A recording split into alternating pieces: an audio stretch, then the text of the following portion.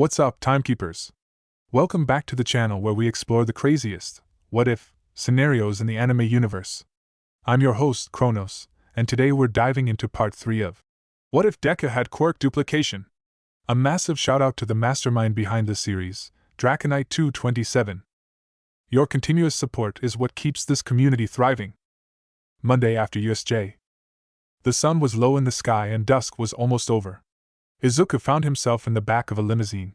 He was sitting opposite to Momo. She had offered her home as the training ground for her quirk.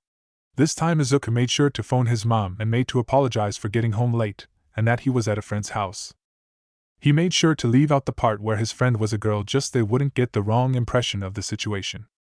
Momo couldn't wait to share how her quirk worked. This is about a 30-minute drive, so I'll get started right away. I don't think you'll master it off the bat, but we can at least get the ball rolling. 1 second, let me get out my notebook for myself. Izuku requested, rifling through his backpack. He had reserved one notebook just for him. He knew he'd get a few quirks along the way of becoming the symbol, but even now had more than expected. First, I'll start with what you called the passive component. My body stores fat lipids to be used for the creation power. I have to eat around 3 times more sustenance before my body tells me I'm full. Your storage limit will probably be around 2 times. Momo explained, giving him an opening to write down that info. That would explain why lunch wasn't exactly filling. I'll have to adjust to it. Is it a feeling, or can you quantify just how much storage you have and how much is left? Izuku inquired, jotting down the possibilities. Never thought about trying to measure it. It's more like a feeling. I know when my battery is at capacity and I know when it's been drawn on too much. Momo replied, thinking about how she could even measure it. That's good to know. It's strong enough a feeling that it's easy to read and plan with. I need to rewire your quirk and another. Would you be willing to help me with that? I might require harming me though. Izuku frowned, knowing how insane of a request that was. I don't really want to hurt you, but if it will help, then I'll stomach it the best I can. Momo nodded before changing the subject. You had a lot of medical textbooks with you at lunch today. Yup, trying to figure out how this super regeneration works. Based on my best guess, it works like this. It can simulate cell growth for minor damage. This would be anything that doesn't require very specialized cells. Now in the case of severe damage, instead of simulate growth, it wholesale turns fat or muscle into stem cells. Using those stem cells, it can repair pretty much anything that gets damaged. I'm fairly certain it could fix brain damage, but not the memory or coordination loss. Luckily, that beast didn't try to rip off a limb or anything crazy, otherwise I'd have lost a lot more muscle tissue. Izuku explained. You know my quirk can't make living tissue. So how are you planning on rewiring it? Momo was curious to see his process. I'm going to connect super regeneration to your storage component. The dense fat lipids would be perfect as a resource. The problem is that super regeneration is unlike all my other quirks. Izuku drawing a diagram of his quirks and how he used them right now. He handed it to her. It was crude but illustrated how it functioned just fine. Let me guess. It needs to be active so that you can latch on and do something with it. Momo guessed. Bingo. It'll need to slow and deliberate so I can take the time to reconnect it. Izuku grimaced, thinking of a few ways to accomplish that. Momo frowned, thinking of what slow and deliberate entailed. Let's tackle that once we get to a private setting. For now, tell me what your lipid storage is at. Momo requested. Izuku reached in and felt the quirk. He added that sensory to his growing list. He was low, almost uselessly low. 10% or so. Didn't overeat much, he replied, getting the feeling to be a secondary thing like breathing. His telekinesis at this point was like another sense. It was easy to just sense objects with it and see around him. His power stockpile was much the same, it was just there as a battery waiting to be tapped into. Apparently it had a limit. It could be depleted, but would return to full in about 6 hours. This meant a few things to him. 1. Super regeneration was just making stem cells from pure energy. 2. His other quirks didn't even draw a noticeable amount from it. 3. It could regenerate. He wanted to try something with it, but that could be saved for another day. That's not good. We'll have dinner first then. She smiled at that. Izuku just wondered how that would look to her parents. The Yaoyorozu estate was much larger than Izuku had thought. It was a legitimate mansion with a driveway that took 3 minutes from the front gate to the front door to drive to. The green-haired teen was just floored by the wealth and power on display. Do I really belong here? Izuku asked, looking to Momo. Izuka-san, what are you taking about? Momo replied, walking up the stairs to the front door. Izuka laughed nervously before catching up with her. A man held the door open for them. The foyer was grand as could be. A pair of stairs curved up to the second floor. There were 5 double doors that lead to various wings. Momo gestured to follow her to the right. After passing through a hallway and study, they were in the dining room. It was a double long table. They could sit nearly 18 people at once. Mrs. Yaoyorozu was already in the room chatting with some business executive. Momo tried to exit stealthy, but her mother was too keen. How good of you to arrive to dinner early for once, Mrs. Yaoyorozu called out Momo. Izuka could see the disdain on Momo's face. They must have a strained relationship. And how is this plain gentleman? She got up and strode over to them. Momo was a splitting image of her mother. Except her mother was a bit taller, and well more womanly than Momo somehow. Izuka was already 2 to 3 centimeters shorter than Momo, but her mother was at least 4 to 5 centimeters taller than Momo, so the height difference felt a bit exaggerated. He's a friend from school. He's got a special quirk that I agreed to help him hone, Momo replied meekly. This was a new side of her. She had withdrawn and submissive. Izuka knew that there wasn't any physical abuse, but emotional and psychological abuse could be much worse. Izuka Midoriya, he stated, bowing. Oh, are you that Midoriya? She was intrigued now. If you're referring to the news reports and slime incident, yes. Ma'am, no offense, but those did a poor job, Izuka stated. In a single stride she was near point blank with him. It was way too close for comfort. Terribly plain, she said, examining his face. She grabbed his arm and felt through the school uniform. Amazing definition. Mrs. Yaoyorozu felt around his shoulders and abdomen, nodded as if satisfied. She stepped back only to launch a wickedly fast backhand. Izuku had barely blocked the strike. Sharp reflexes, almost pro level, she mused, turning to Momo. I heard a rumor about this young man. I'd like you to confirm it. Mrs. Yaoyorozu more demanded than asked. Momo nodded, a bit of panic setting in on her face. Symbol of peace, and this young man thinks he can earn it. She left the question to be interpreted. The gaze Momo's mother had was intense. He's claimed it and multiple times that he's going to be a symbol of peace. Momo stuttered nervously. Izuku decided to end this charade. The rumors are true, Mrs. Yaoyorozu. I'm going to be the symbol of peace. Ask All Might yourself. He'll even agree. Mrs. Yaoyorozu turned to Izuku. I admire your passion, but it's foolhardy to think as you are you'll achieve that. No one with a villainous quirk like yours will ever ascend to that height. Society won't have it, and neither will the elite. Momo was about to speak up. She was furious to hear that. Izuku held out his hand to silence her. Then I'll just have to change society, won't I? Izuku retorted, smirking. This apparently was comical to Mrs. Yaoyorozu as she broke out laughing. It was nearly a minute until she stopped. I look forward to reading your story. Just make sure that you don't tarnish her too much rising to the top. Now let's eat. That was it. Izuku felt like that was more of an interview for a job rather than a threat. She was scouting his ideas and his potential. Momo sat at the far end away from her mother. Izuku sat near Momo. She whispered to him. I'm so sorry. She just makes me so angry and I can't stand up to her at all. The green-haired teen grabbed Momo's hand. It's all right. I've had much worse. That was pretty tame, actually. She voice rose over a whisper. No, it's not. We're supposed to be heroes. That's supposed to mean kindness, compassion, and belief. Not competition, anger, and misery. Clearly, her mother had exposed her to the underbelly of heroism. It wasn't all glamour and stardom. It was a cutthroat business that only the best could make it. Izuku had no problem with this at all. He had the passion and power to back up anything he said. It was more of a problem for those heroes with semi-useful quirks and not a strong enough work ethic. You've got a lot on your mind. I'm here for you. If you want, we can just take some time to unwind you. Izuku offered, smiling at her. She smiled back and chuckled. Unwind me. He smirked and laughed at her thought. She then whispered. Usually, I yell at my netta for being a pervert, but maybe you're one too, secretly. They burst out laughing, earning a grin from Mrs. Yaoyorozu. The meal and entrees were as grand as you would expect from a rich family. It also made sense due to Momo's quirk and now Izuku's.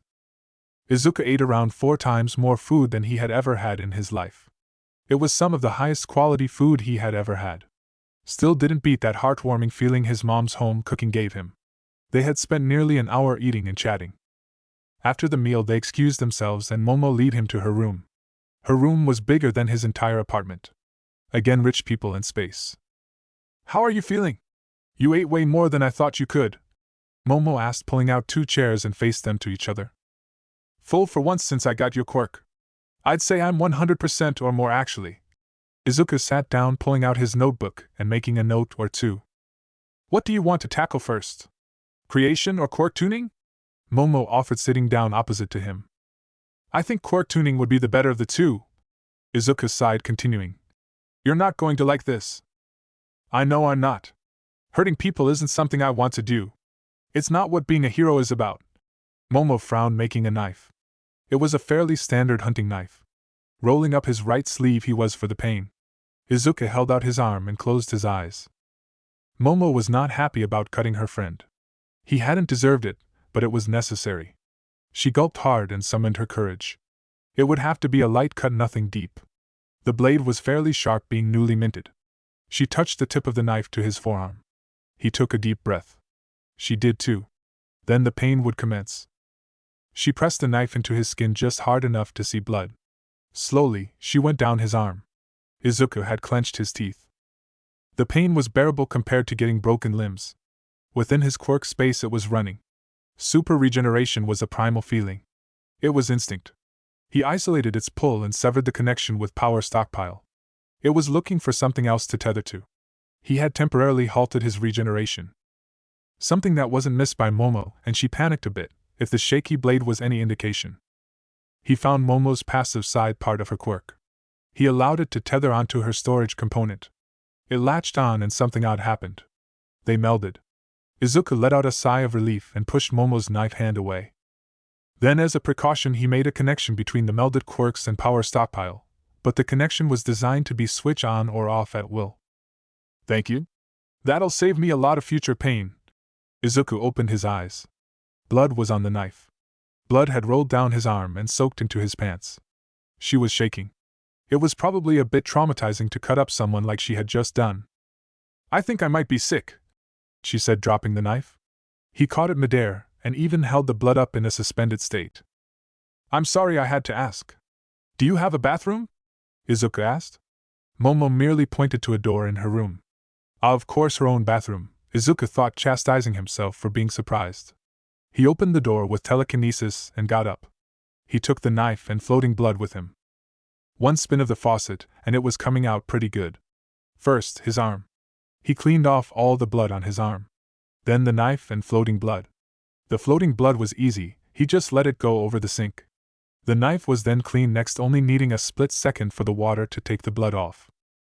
What he did next was to make a point, but his straightforward approach would have been jarring if not for the near-death experience the previous week. He entered the room knife in hand but backwards. She was still out of it. Just to sell the point, he grabbed her shoulder and put the blade's edge about 2 centimeters from her neck. "Tag, you're dead," he chuckled, getting her attention. At first she looked disgusted that he was taking all of this so lightly. "Look. This is game Katsuki and I played growing up. It usually involved more wrestling, but the premise was simple.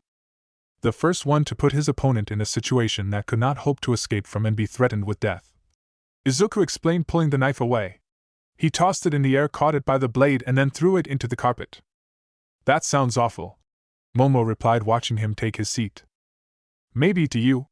But we were kids and didn't have much. It was also great training. Maybe another time we could go around," Izuku offered, picking up a notebook. "I think I'll pass," Momo retorted, getting her composure back. "Your loss. I've got a bunch of quirks that would be great for you to practice against. I can easily use one at a time if you're worried about the combos," Izuku stated, examining his arm for flaws or scars. He gave it a few squeezes to determine it was perfectly fine.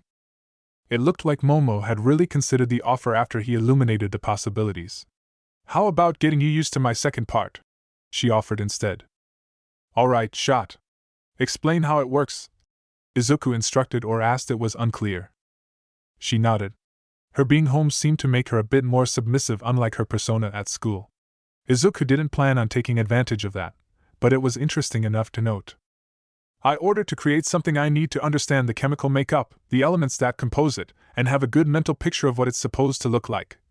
Momo explained before continuing. The last two are the easy part. The chemical makeup part is a bit more tricky. The raven-haired girl pulled out a notebook and wrote down the chemical composition of paper. Izuku recognized the formula.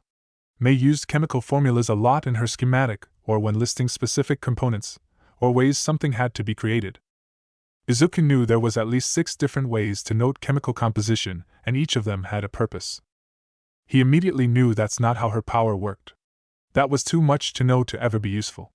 This was also at the molecular level, and maintaining that level of concentration for everyday objects would be impossible. There was more happening at an unconscious level than Momo realized. The green-haired teen knew the composition of graphene, or pencil lead. He could visualize it, and he even knew the elements it was comprised of, mostly carbon with trace amounts of other elements. But nothing happened when he tried to summon the active part of her quirk. This will take longer than I thought," Izuku lamented, flipping to a new page on his personal notebook. Several chemical formulas were jotted down, and all of them in different styles. He handed it to Momo. Her look was of confusion. "I recognize 1 or 2 of these." Just as he thought. "All right, can you make for me?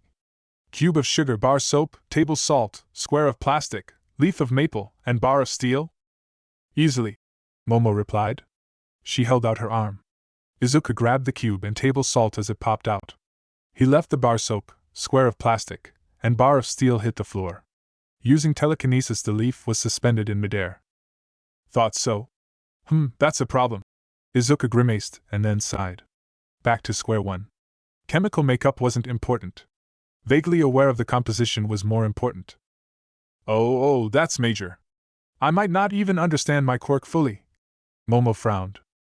"That's to be expected. We're only 15 after all. I mean, Uraraka's quirk wasn't zero gravity." Izuku commented, trying to visualize a pencil to no avail. "What is it?" Momo asked, mostly out of curiosity. "Force nullification, pretty incredible too," Izuku answered, smirking. "I'll have to work on the creation quirk. I think the last 2 parts are spot on. But the first isn't completely accurate. From my guess, you have a vague understanding of what the chemical makeup is, and your quirk fills in the blanks." Momo looked out her window. It was getting late. "Izuku-san, it's getting late. You should head home. I'll have a limo take you home," she offered. Sure, that's nice of you."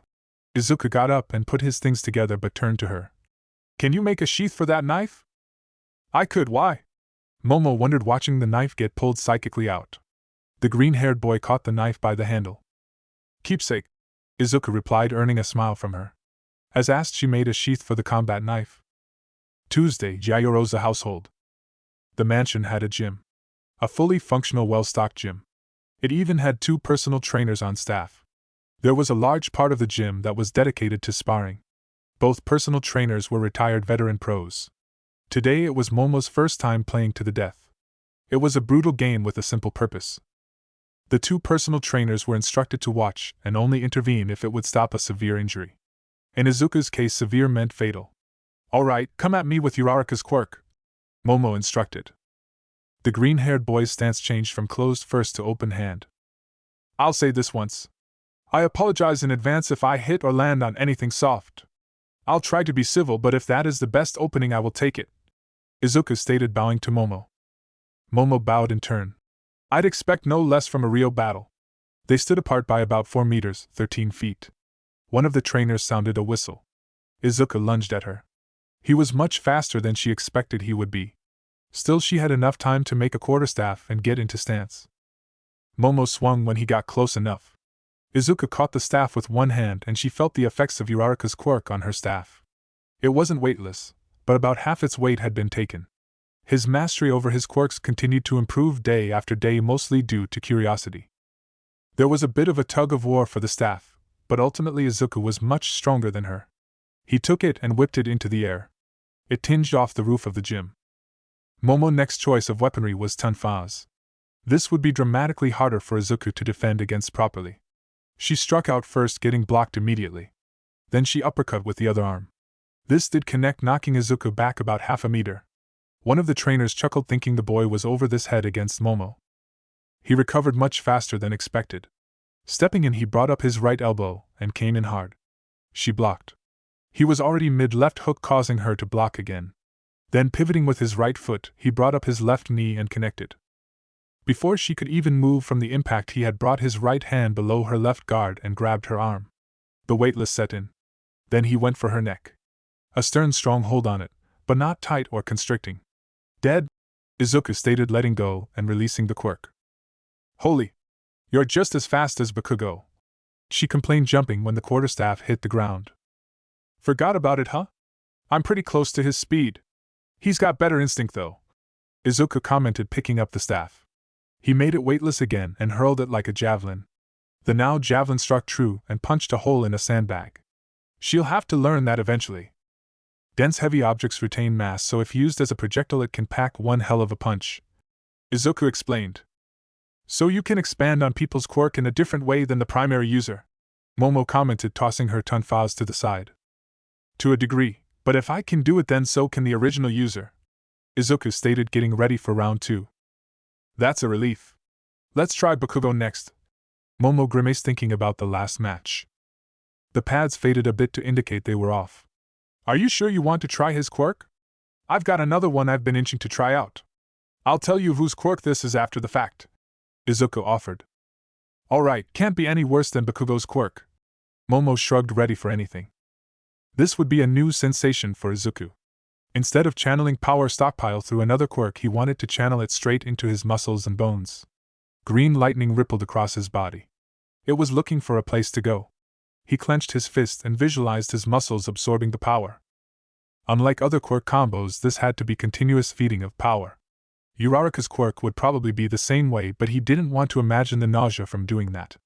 Once his muscles had finally accepted the infusion of power, a few effects happened. Green lightning was sparking from his body and traced over his skin. His physical form had expanded about 10%. If he had to guess, this new form would allow an up to 35% increase in base physical abilities. While not groundbreaking, it was a lot of return for a situation where all his quirks were useless or a bad idea to use. Then a time limit was realized. Izuku had at tops 10 minutes in this form. If he adjusted the output or changed around the muscle groups affected, he probably could get a lot more out of it, but for an unrefined form this was great. He gestured to one of the pros. He was ready. Momo gulped. As soon as the whistle blew, she made her staff. It was just in time to block a punch. The fist dented her staff and bent it slightly. Her hands stung from absorbing the force of the hit. The barrage of strikes were barely being stopped in time. His movements were almost a blur to her. Then a gut punch landed and a leg sweep immediately after that. Izuku had actually caught her before she had hit the mat head first. Again his hand around her throat. It was bad enough that he outclassed her in single quirk combat.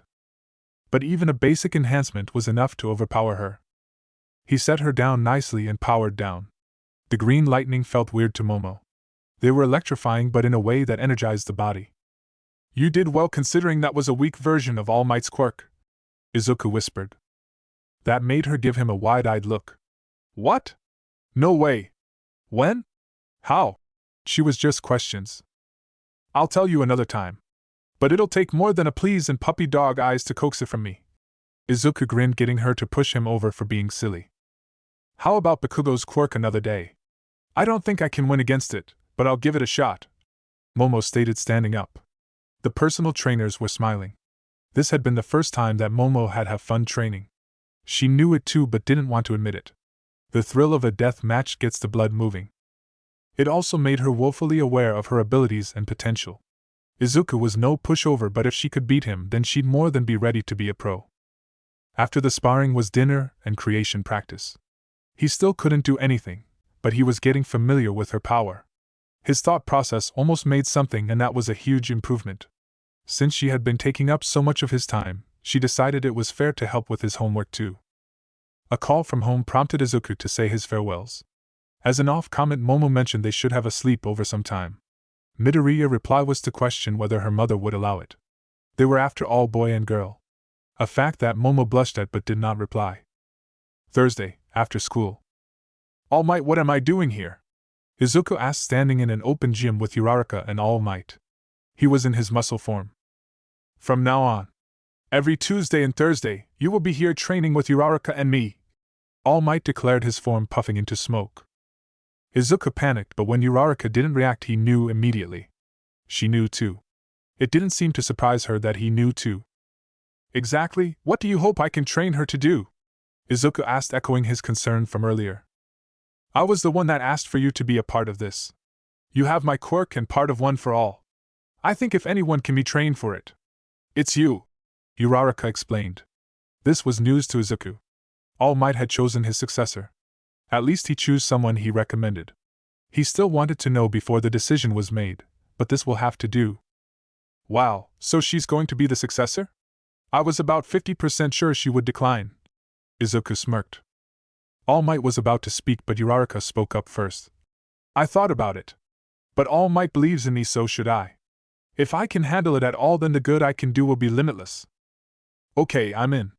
What's first on the menu? Izuku turned to All Might. Combat training. You have a strong quirk, I need you to be ready to use the physical part of it. All Might declared. Just how much experience do you have, Uraraka-san? Izuku asked, stretching. Basically none. She chuckled, rubbing her neck nervously. I can work with that. At least you're admitting your cup is empty. Izuku shrugged. She was a quick learner. They went from throwing basic punches and kicks to submission moves and techniques. There was a lot of ground to cover, and it would be a while before she could actually spar with him. Overall, all it was a night well spent. They were exiting UA. All Might had to leave early and just left her to Izuku's mercy. Thankfully, for her he was pretty normal. Uraraka, inheritor of One for All. Most powerful hero in the world, well, second most powerful. Izuku commentated like President Mike on the radio. First question for the interview. How exactly did you get this powerful? She was playing along. I just put in a lot of hard work and applied my quirk the best I can. Izuku continued much like a radio host. Well said. Next question is from our very own producer. What does the number 2 hero do in her spare time? Well, lift weights, keep in shape, eat right, and keep up with the news, she replied. Oh come now, number 2, what's it really like when you're not a hero? Izuku pushed. Astrology. I like the stars and I sometimes spend time figuring out which ones are up there. I guess I just like to stargaze. I don't mind a trip to the pool or the ocean. Uraraka blushed, answering such a personal question. Well, ladies and gentlemen, we have among us a beauty with her head literally in the clouds. Tell us the most insane thing you've ever done? Izuku continued the act, smiling. She caught the compliment.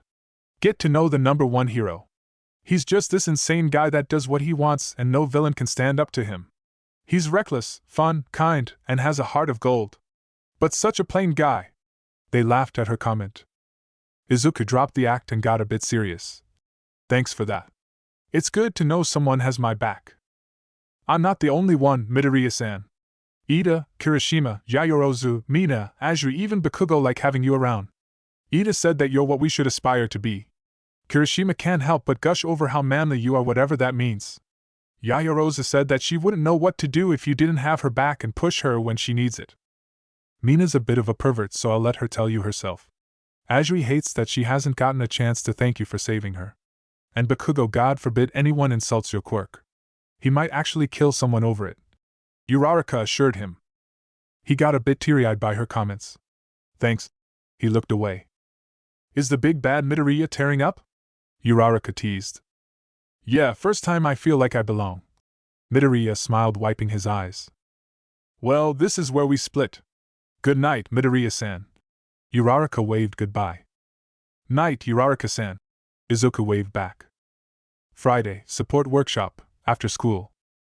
The green-haired teen knocked on the entrance for the support workshop. It was wise since they had a good chance that something could explode at any time. The door slid open and Power Loader was standing there. Afternoon, Midoriya-san, how may I help you? Power Loader asked. Is Mei available? Midoriya asked. Yeah, she was staying late getting in some extra credit. Power Loader replied, then whispered. As if she needs it. May I come in? Midoriya asked. Power Loader just stepped out of the way and waved him in. The green-haired teen walked over to Mei. Been a while, hon, Mei said, but didn't look at him. I'm sorry. I've been busy training my new quirks and studying.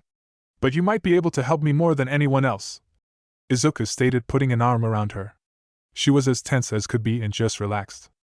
She looked at him and dropped her tools. The hug was tight and long enough that Power Loader Sensei was getting awkward. She sighed out of relief. Been so long, Izuku.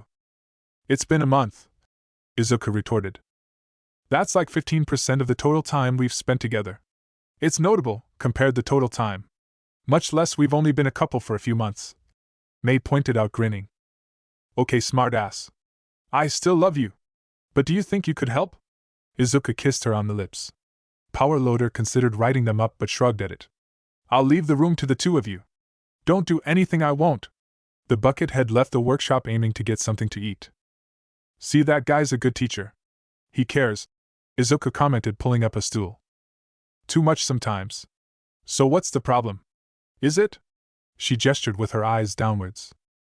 Whoa, not that kind of problem, Izuku replied, waving his arms around. She pouted. It's more of a quirk problem. I got Yaoyorozu's quirk, but I don't know how to use it. She's been trying to help me, but it's been to no avail, Izuku explained.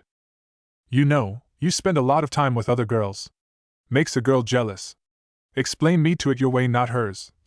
Mei pulled out a notebook. It fizzles out between the visualization phase and the construction phase. I can visualize what I want to make. I understand the chemical composition and I can feel that I have lipids available. But when I go to try, it just stops and I can't think of why, Izuku explained. I think the solution is simple. Stop thinking you're Yaoyorozu. You're Izuku, goddamn symbol of peace, but you're a bit of a simpleton. Not stupid or lack of understanding, but simple is easier for you. So think simple. You know what things are supposed to look like and you know what elements are supposed to be in those things. Is the chemical composition really necessary? Maybe for you it's easier to just think of every as a cost, Mei suggested. She was right. He was thinking of this like another person. Simple was better. It also worked better in combat. His first task: make a goddamn pencil. He knew the shape, color, weight, and elements. He put it all together in a mental soup. He focused on his hand and thought, make a pencil. Nothing more or less. Slowly, a pencil emerged from his hand. The feeling of accomplishment was like cocaine. Immediately, he knew how he had to create items. Visualize the tangible properties, add in the elements, and then just will it to happen. It was off to the races after that. As fast as his mind could process, he was making pencils from his arms. It was like a machine gun firing shells. Mei jumped from her seat and started to gather them. All of them were gathered onto a scale. Then the stream of pencils stopped. Out of ammo. Well, that's what zero feels like. I could go further if I tapped into power stockpile, but it would deplete instantly, Izuku stated, helping Mei gather all the pencils. It took about 4 minutes for them to get them all together. How much do you weigh, Izuku? Mei asked, just wide-eyed at the pile of pencils. About 80 kilograms, he replied. This is 54 kilograms of pencils. What the hell kind of quirk is this? Mei wondered. That's a lot of mass being stored in me. Good thing I'm pretty built, otherwise an extra 60% of my weight would be problematic. Izuku chuckled, marveling at his success. What else can you do with it? Sparkles were in her eyes. No, just no. I cannot and will not dispense anything you desire or want. I am not willing to ruin the economy or give myself a bad reputation, Izuku swore, crossing his heart. But that's the best kind of fun. Oh well. Just promise that once in a while you'll indulge me, Mei requested. Fine. 1 item per week, and it needs to be detailed. But above all else, I need to know what it's for. Izuku gave in. She jumped with joy. I know just the thing. Air things. She grinned. Thank you. It's just like you remind me to be myself. Izuku pulled her into a hug.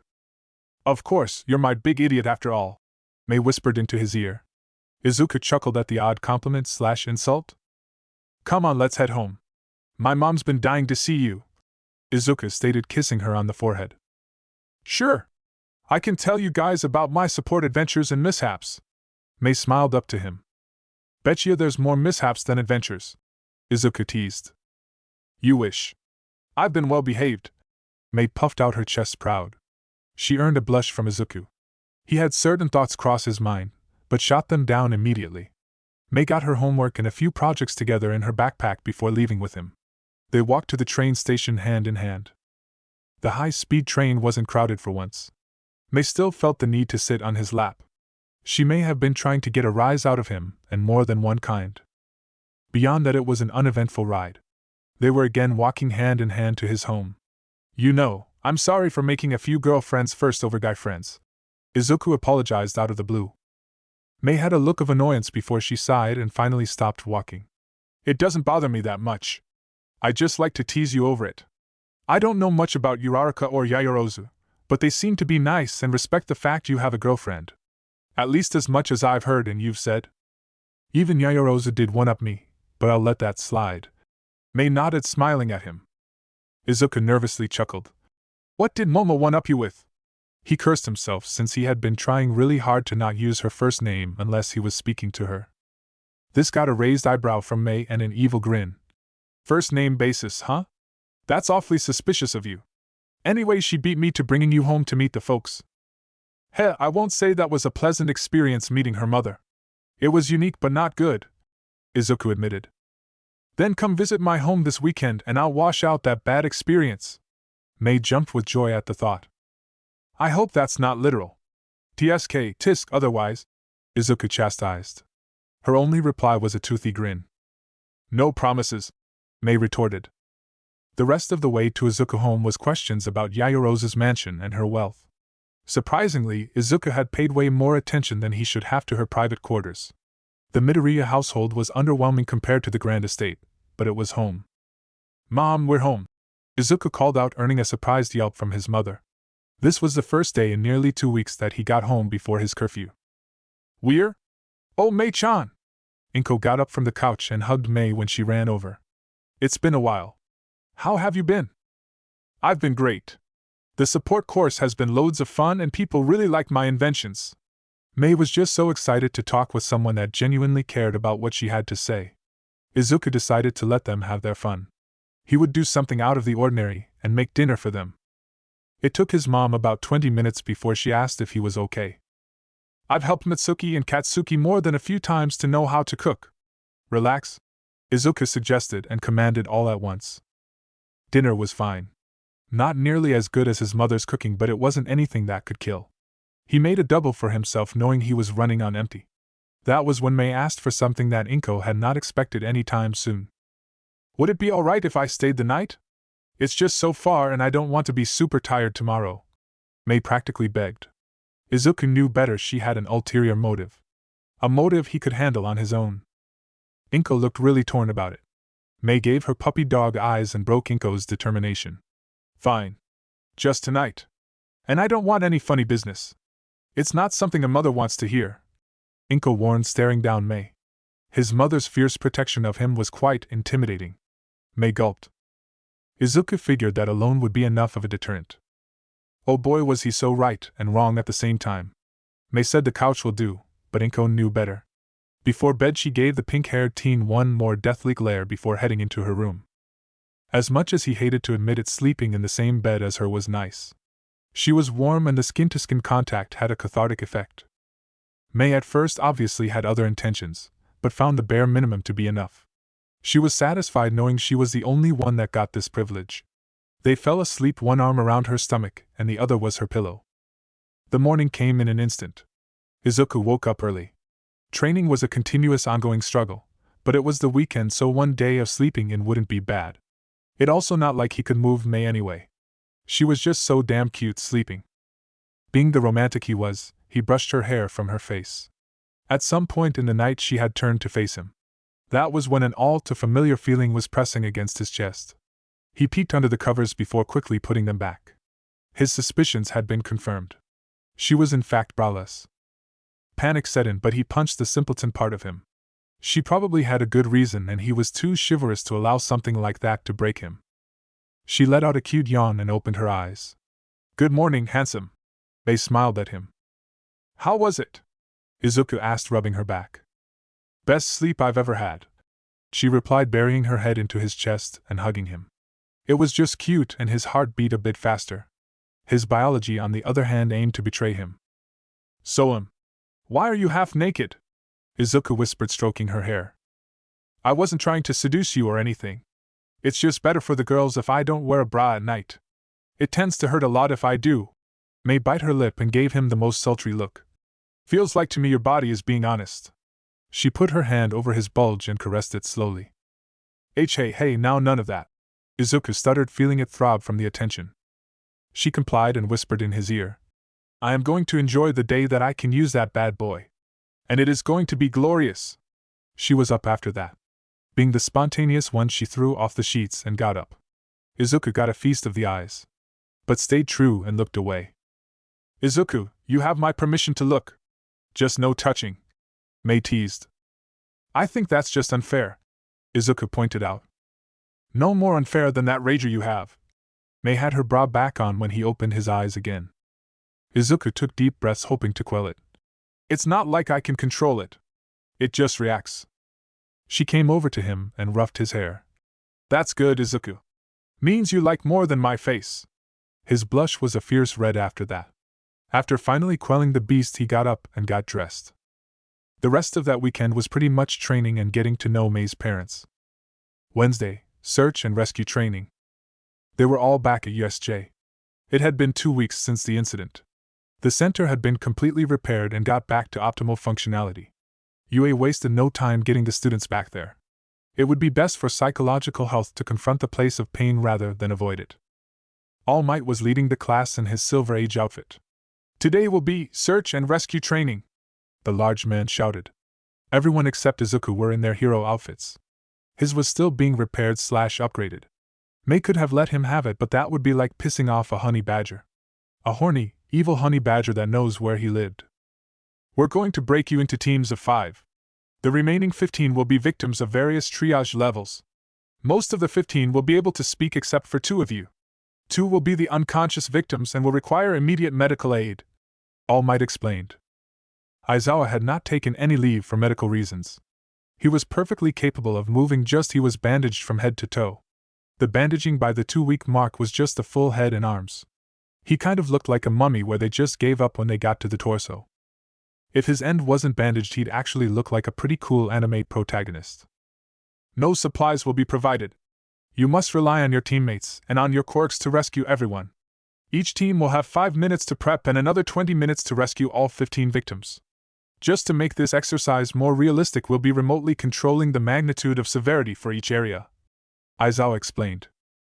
Points will be given out based on speed and the number of rescues. The order of triage will also be graded. All Might added, now with clipboard in hand. Where he had gotten it was anyone's guess. Teams will be Azui, Mina, Siro, Koda, Midoriya, Bakugo, Jairu, Sato, Kaminari, Shoji, Ida, Aoyama, Uraraka, Ojiro, Hagakure, Yaoyorozu, Todoroki, Tokoyami, Mineta, Kirishima. Each team will have a different area for the exercise. Team Azui, you have Conflagration. Team Bakugo, you have Downpour. Team Ida, you have Ruins. Team Yaoyorozu, you have Landslide. All Might spouted off. The students got into their groups. Conflagration team will be first. The intensity and density of the smoke will be the changing variable. The fires will rage constantly and be generally uncontrollable. Move out! Aizawa shouted, getting Team Azui in gear. Conflagration zone. Mina of all people took point. Midoriya, scout out and let us know if you find people. You can also go for the higher-up folks that might be too hard for Siro to get. Azui and Koda, I want you to prioritize on the ground or ground floor victims. Then create a clear area and determine what kind of treatment they need. I'll head out for the further victims and I can move around on the ground pretty quickly. Siro, I want you to coordinate with Midoriya for victims above ground level. Impressive, Mina-san. You heard her, let's get to this. Izuku smirked, creating an earbud. He then gave another to Siro. Tap it to communicate. It's voice activated. Tap it to turn it off. The line is open, so if you leave it on I can hear you. Siro took off his visor and added in the earbud. Sweet, the man of many quirks will make this easy, Siro commented. Let's not jump to conclusions. I just hope Katsuki is one of the unconscious victims. Otherwise, oh man, Izuku retorted, earning a nod from his teammates. Midoriya, got a moment? Azui asked, beckoning him over to her. Yeah, we have a minute or two, Izuku replied. The two of them broke away from the group. She took a deep breath and bowed. Thank you for saving my life. Izuku was taken aback by this. He nervously rubbed his neck. You're welcome? I was just doing what anyone else would. She straightened up. I think you needed to hear it as much I wanted to thank you. Izuku was speechless. She had hit the nail on the head. It did feel good to hear a heartfelt thank you. He nodded to her and got back to the group before the bell rang. When the bell went off, they broke into action. Izuku soared above the group, making quick passes around the buildings. He used his telekinesis to direct the smoke away from him. Got one, Siro, I'll stay next it until you get here, he said, tapping his earpiece and looking around. His range was around 26 meters. It just felt another around ground level. Izuku had tossed an earpiece to Mina and Ajiri before they took off. Mina, got one on the second floor near me. Izuku tapped the earpiece. He only wanted to turn it off after relaying instructions. If he had kept it on, the wind sound would have been unbearable. The purple girl staked over on her acid. Where? She yelled from the ground level. Izuku directed himself down a story. About 10 meters in on this floor, Izuku told her. She nodded and dashed into the building. Izuku could tell that she was burning through walls instead of going room to room. Siro swung by like Spider-Man and latched into a street lamp. Izuku tapped the earpiece. 3rd floor, 12 meters in. Then off it went. Ajiri came over the earpiece. Koda found 6 of them with the help of some birds and rats that saw them hide. We're making the triage center now. Mina was next. Found our first unconscious. Midoriya, give me a hand. Izuku. Roger that. He swooped down and released force nullification. He ran into the building and used his telekinesis to starve the fire of oxygen. This quickly made the ground floor much more bearable. Mina was carrying Gyro on her back. Gyro was doing a great job acting unconscious. Midoriya got over them and applied force nullification to Gyro. This made it much easier for Mina. While she was taking her out of the building, Izuku made a simple pass using his telekinesis. They were out of the building. She's got minor head trauma and the smoke limited her oxygen supply, Izuku pointed out. Midoriya, take her to the triage center. You're the fastest of us, Mina requested. He released his nullification. Mina dropped her into his arms. He made her weightless and himself. He kept one arm around her legs for stability, and then used his telekinesis for additional stability. With his free hand, he used his explosions to maneuver. In moments, he was at the triage center. Koda took her from him. He released his nullification. His stomach was experiencing a bit of nausea. Izuku took a moment to catch his breath and calm down. Ajiri looked worried. My limit is way less than Uraraka's. So carrying myself and another is straining to say the least, Izuku admitted. Siro. Found one on the 4th floor.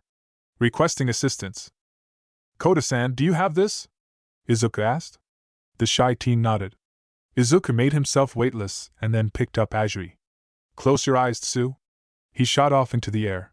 Izuku spotted Siro and a few on rooftops. He made a mental note for them. He rocketed down and weaved between the buildings. Holy crap, Midoriya, is this what it feels like to be flying? Ajiri shouted, feeling the wind and heat from the buildings. Yup, it's pretty awesome. Need a visor though.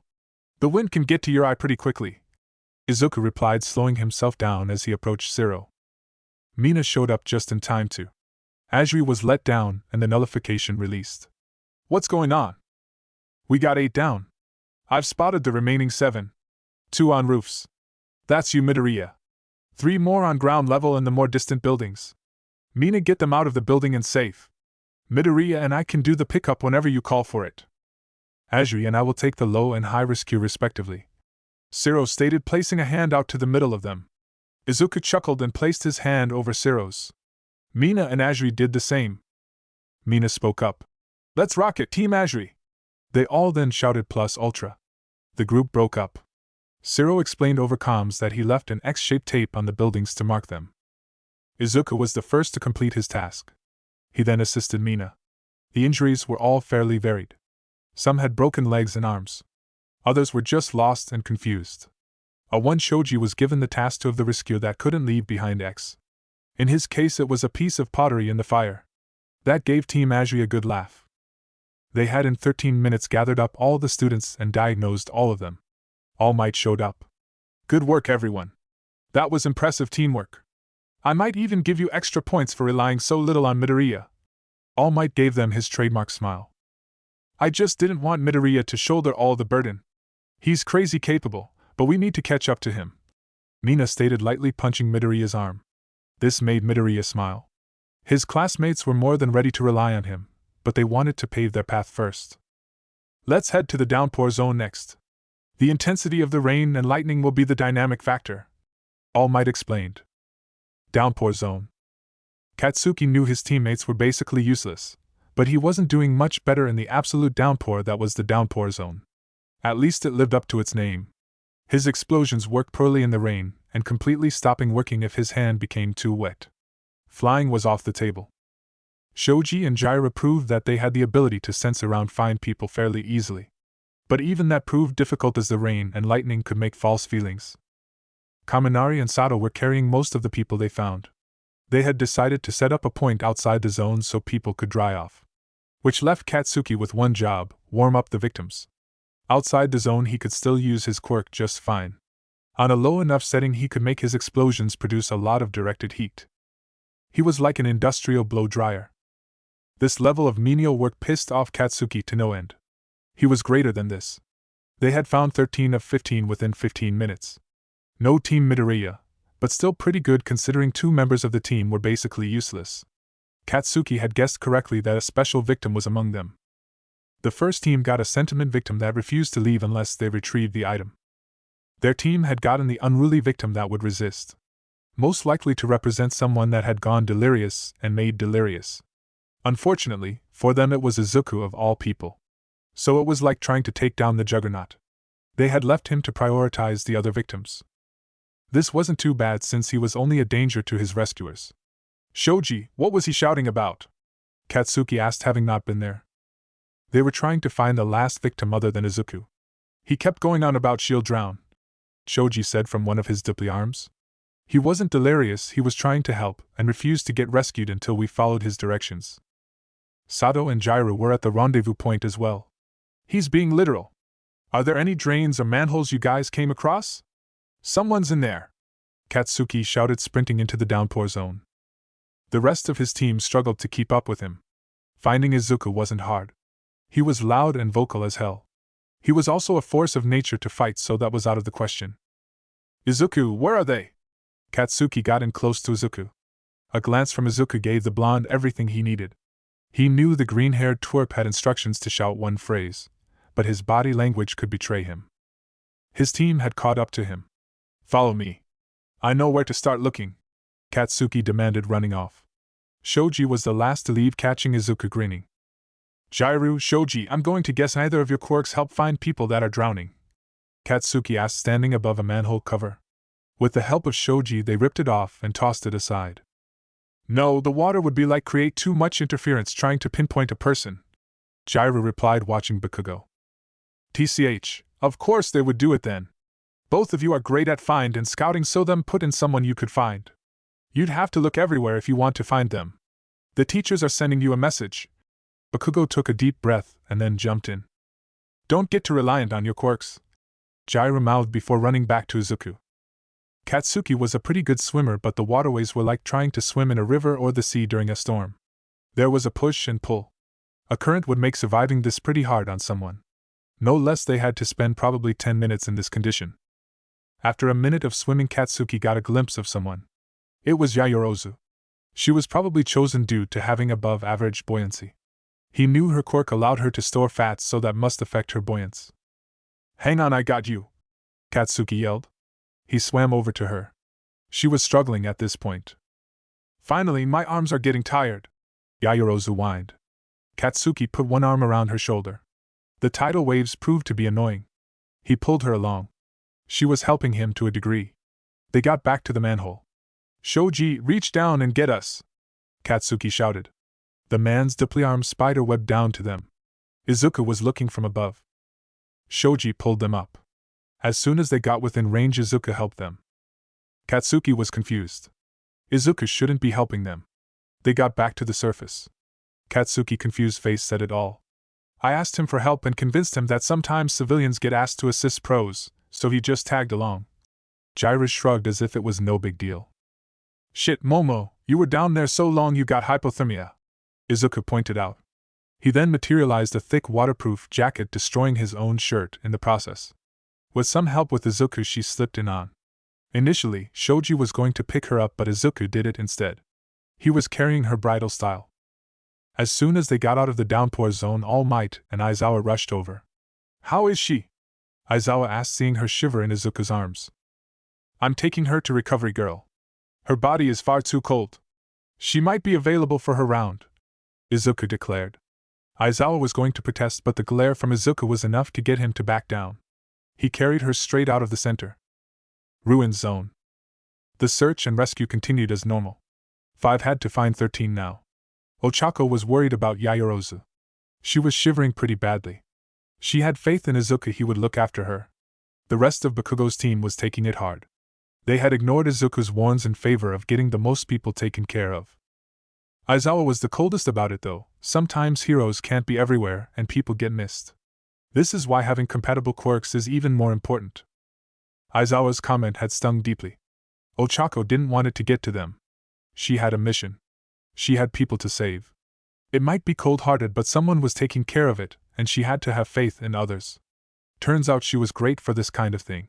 Making people weightless and tossing them out windows was extremely cathartic too. For everyone though, she had to remind them they would be fine. Most people had a tendency to panic when getting thrown from places. Ida was the one that collected the people she had thrown. Ojiro and her made a fantastic team. He could launch her with his tail into buildings. They made a quick pass before moving on to the next. Hagakure was administrating treatment and determining triage needs. The Invisi girl found it much easier to examine people when they were weightless. Aoyama was mainly the scout. He had the flashiest quirk for it after all. Their teamwork was top-notch. They had no problems with any individual. Even the one person that was supposed to resist was no match for Ochako. Luckily, Bakugo was one of the unconscious victims. If he'd been the resistor, it would have been a nightmare to contain him. All in all, they ended with a respectable time of 14 minutes. Unconscious people had been prioritized first, then those with broken bone type injuries, and finally minor to medium injuries. Well done. It's good to see that one setback didn't affect the whole class, Aizawa dryly stated. On to the last zone. If Yaoyorozu can't return, then her team will have to make do. The variable here will be the slipperiness of the slope, All Might declared, walking ahead of the group. Team Yaoyorozu was without Yaoyorozu and there was no sign of her. Infirmary. Chio and Izuku were fast to work. The heavy jacket had stopped the hypothermia, but it did not stop it. I can't believe they would allow this. This is just plain reckless. That downpour zone is 8 degrees. 8 degrees Celsius, 46 degrees Fahrenheit, Chio stated, a bit of annoyance on her voice. Is there anything else I can do? Izuku asked, seeing Momo shivering under the covers. Depends. Want a crash course on my quirk? You know hers, so you could do more with mine than I could in this scenario. Recovery Girl smirked. Okay, let's do this. I'll help any way I can, Izuku replied, getting a chair for him and her. My quirk activates through my lips. In fact, it's just one of the places where my blood is closer to the surface. The quirk gives off a type of energy that revitalizes the victim at the cost of the victim's stamina. Stamina is kind of a loose term for the quirk. For instance, hormones, stem cells, stored fat, or potential energy the victim has available to them can be used. I can choose which of those is taken. In the case of hypothermia, the core temperature is too low. Using my quirk, I could boost the metabolism of the victim in exchange for, say, fat or hormones. Chio explained before added one last comment. What she needs most right now is heat. So combine that with my quirk, and she could recover within minutes. The only way I can provide warmth is with body heat. Izuku realized immediately he wanted to shoot down this idea. She was naked under those blankets. He had helped Recovery Girl to a degree undress her. He made sure not to see anything, of course. I'm going to go to the teacher's lounge for any early lunch. What happens when I'm not here is none of my responsibility. Chio grinned, exiting the infirmary. Izuku, Momo called out to him. He was at her side in an instant. Momo, I'm sorry. I shouldn't have let anything happen. Izuku apologized. Just do it, she weakly requested. He was at a loss for words. Only last weekend had he been in bed with a woman, but that was mostly asleep. This was awake, and that was a totally different ballpark. Then out of nowhere he had slapped himself across the face. Man up, she's suffering, and he had the means to end it. Unfortunately, the means justified the ends. Izuku took off his shirt and closed his eyes. Using telekinesis, he pulled up the blankets and joined her. She practically clung to him. Izuku's super regeneration prevented his core temperature from falling. This meant in times of cold his body's metabolism increased a little or substantially to compensate for the temperature loss. He was like a human heater. Her skin was soft. The green-haired teen under her head and around her back. The other arm was wrapped around the small of her back and pushed her closer. Closing his eyes, he entered his quirk space. Now that he understood how Chiyo's quirk worked, it meant that empowering it would have a profound impact. Empowering the quirk allowed it to be usable through any surface that blood passed by, which was basically all of his skin. Time to fix this. Izuku called out, his body glowing green.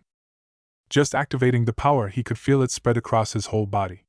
She was right, the skin is too thick to transfer it. But he had a way to upgrade the power. Coursing power stockpile through it caused his entire body to light up a faint green.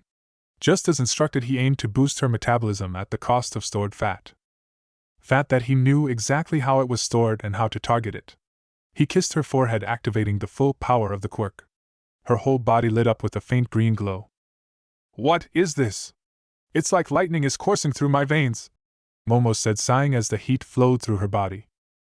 That was more than the effect heal normally had. He checked within. Power stockpile had been depleted by half. A thought crossed his mind, but it was impossible. He had to ask, "Are your muscles bulging and time seems a bit slower right now?" "Yeah, exactly that." Momo squeezed him. In fact, she was much stronger than normal. Did he just buff her with heal? That would explain the loss of power stockpile. That power had to go somewhere.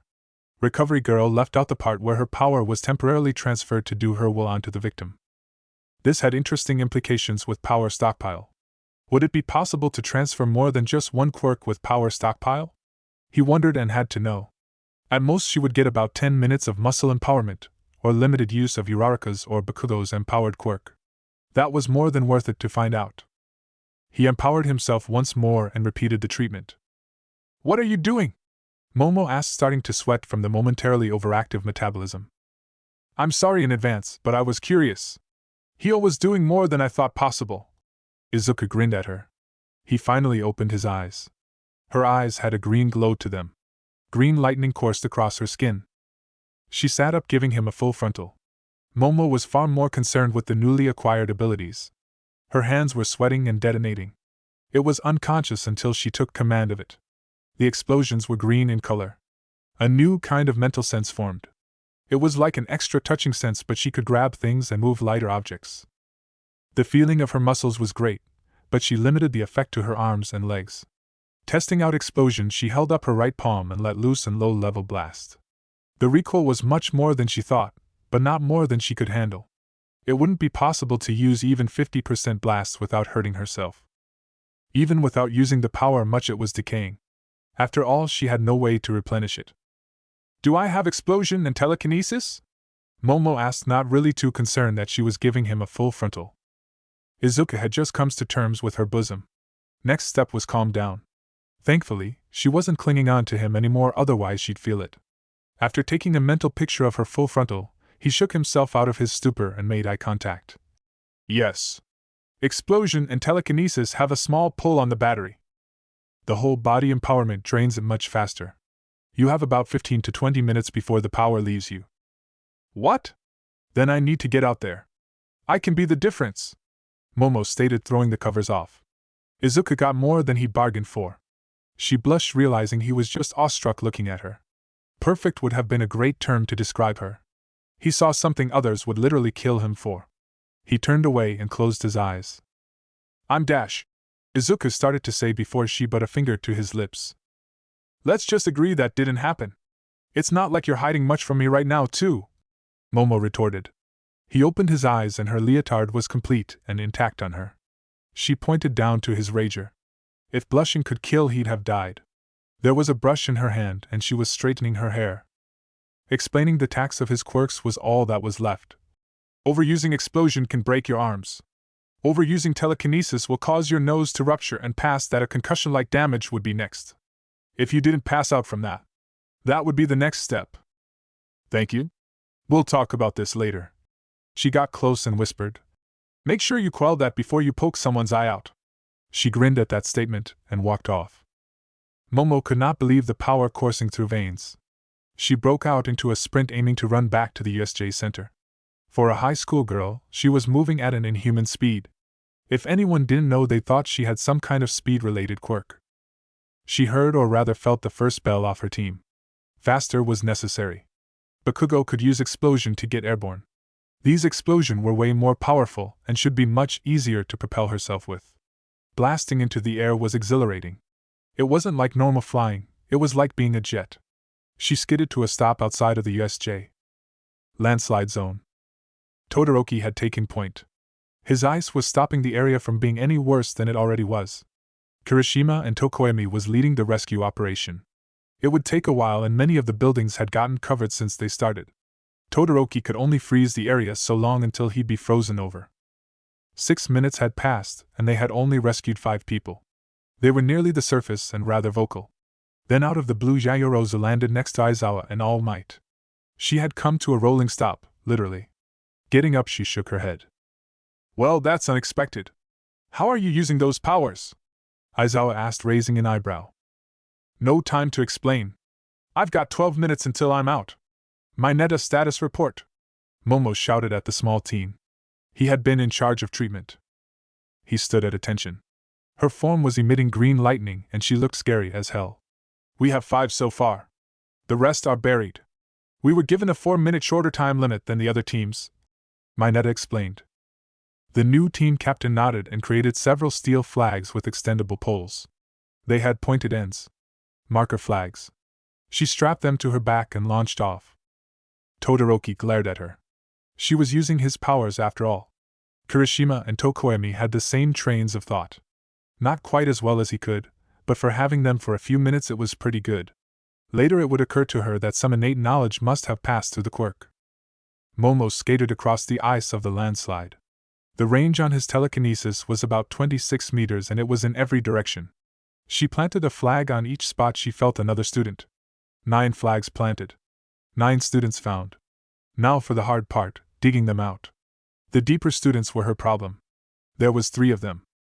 "Kirishima and Tokoyami. Get the marker further up the hill. Those are the thinner ones. I'll get the 3 near Todoroki." She blasted off to the base of the hill. The other 2 nodded and picked the nearest flag. She landed next to Todoroki. 8 minutes of power left.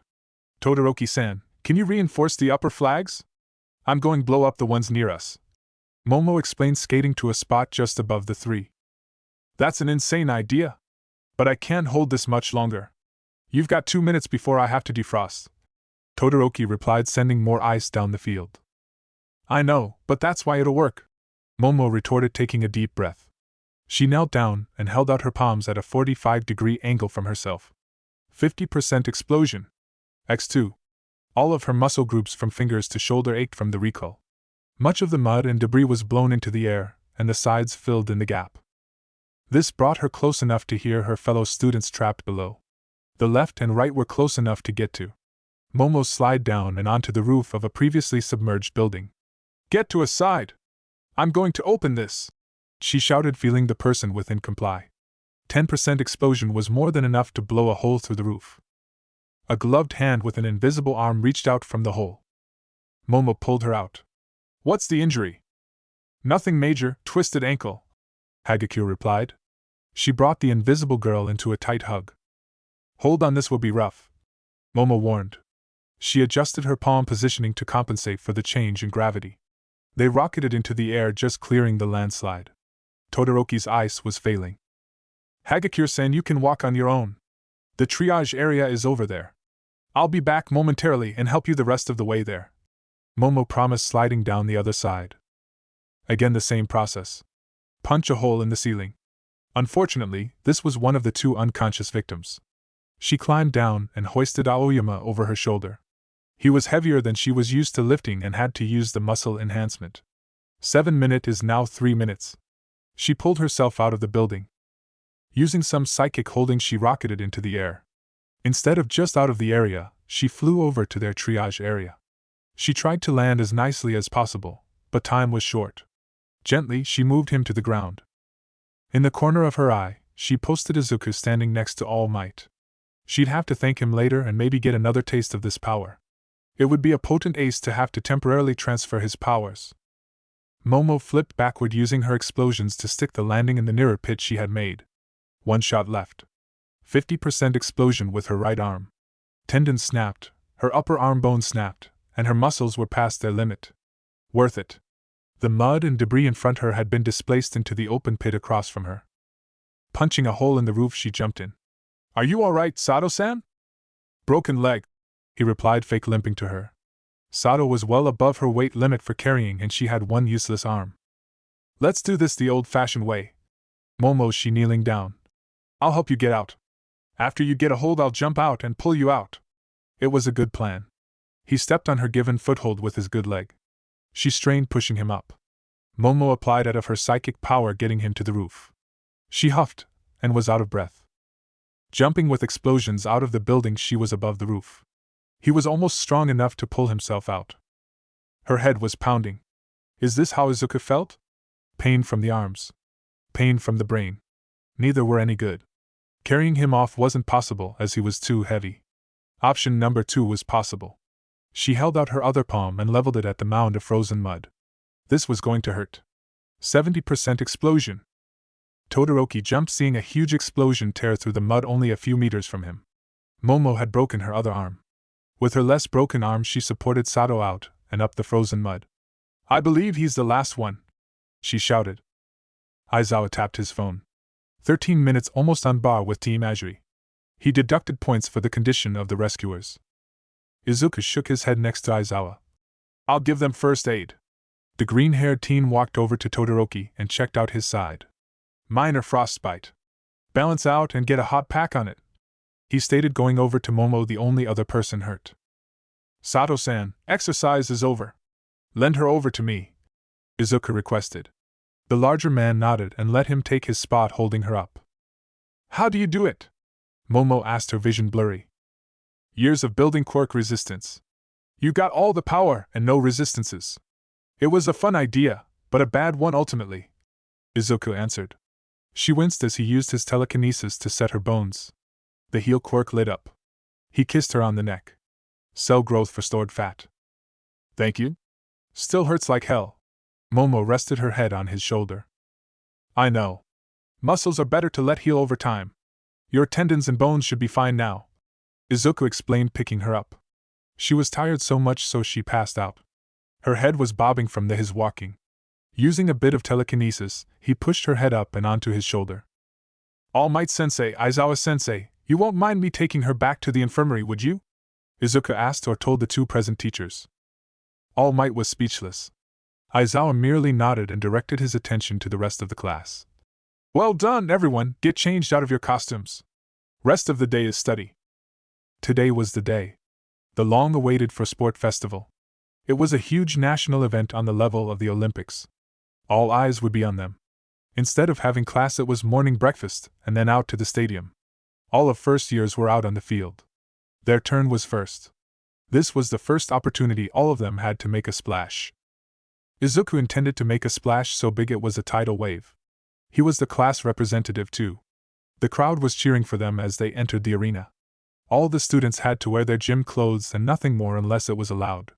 This meant Izuku had to keep his distance from his fellow classmates. He didn't want to risk gaining a new quirk or two. Midnight, the +18 hero, was on the stage introducing the event. Midoriya hadn't planned on making much of a speech. So what happened next was unlike anything he could imagine. Midnight. "Before we kick off the competitions, the class representative, Izuku Midoriya, will utter the sportsmanship oath." Midoriya took a deep breath and calmed his nerves. He walked up onto stage. The cheer had died down and the crowd was whispering. His reputation had to die here and now. He placed both hands on either side of the podium and closed his eyes. Midnight was getting nervous. She was wondering if he had choked from the pressure, but he spoke. "Above all else today, we the students of UA will aim for the heavens and show you all what we have to offer the world. But today I'll show the world that I aim to be the symbol, the peace, just like All Might." Izuku raised up his fist into the sky.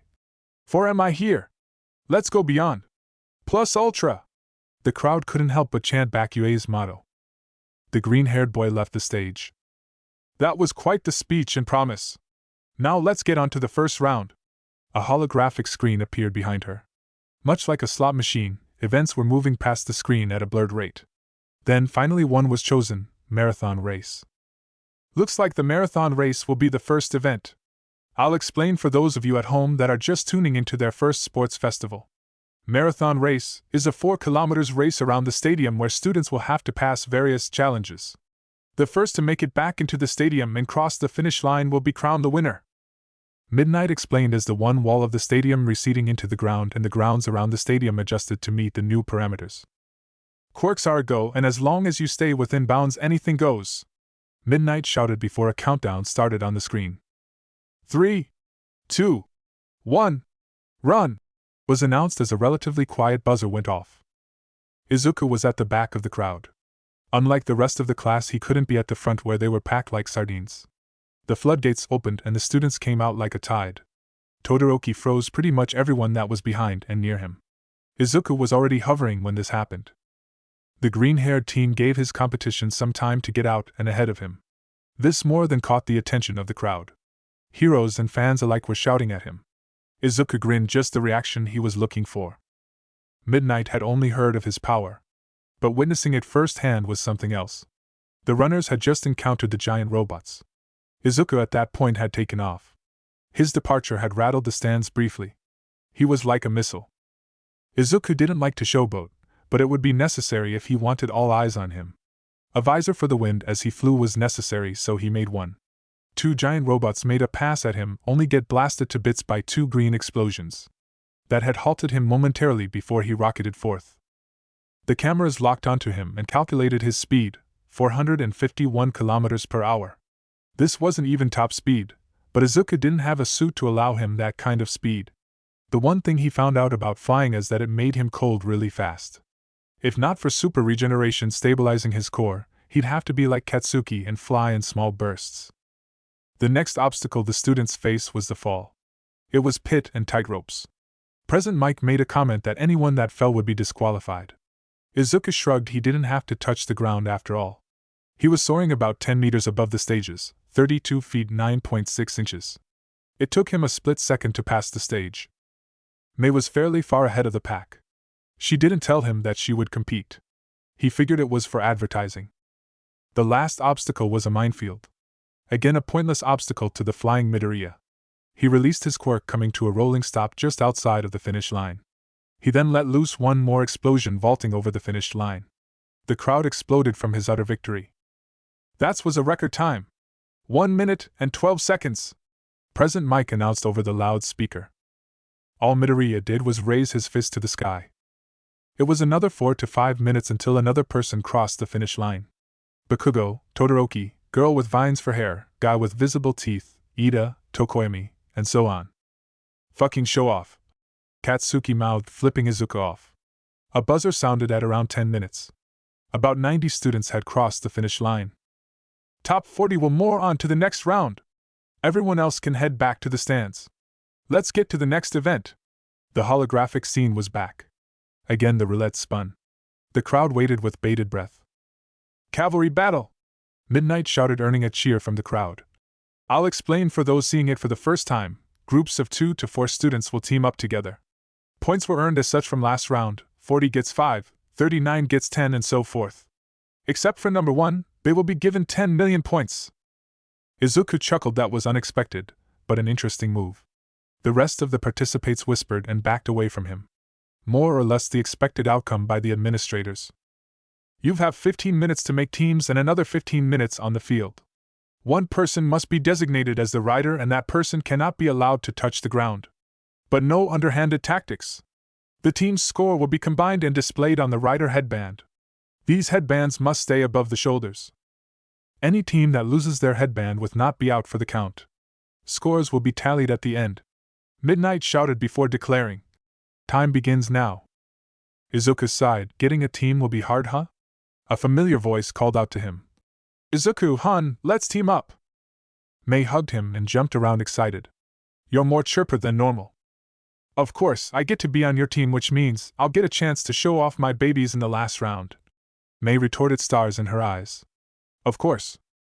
Let's go find a few more. Shall we? Izuku took Mei's hand. Then out of the blue Uraraka approached them. "Midoriya, I want to be on your team," she said bluntly. This got an eyebrow raise from Izuku. "May I ask why?" "I think you have the best chance to be number one. That's a guaranteed way to go to the next round," she replied. That fire in her was burning fairly strong. "She's not wrong," he thought before saying, "All right, welcome abroad. I think I know who could be the last member." He made a beeline to the only martial artist he knew. "Ojiro-san!" Izuku shouted, knocking him out of some kind of trance. A purple-haired boy Izuku didn't recognize spoke up. "Hey, get your own team member," he stated. Ojiro looked like he was out of it. Izuku pushed him with a bit of telekinesis, breaking the hold of whatever had him.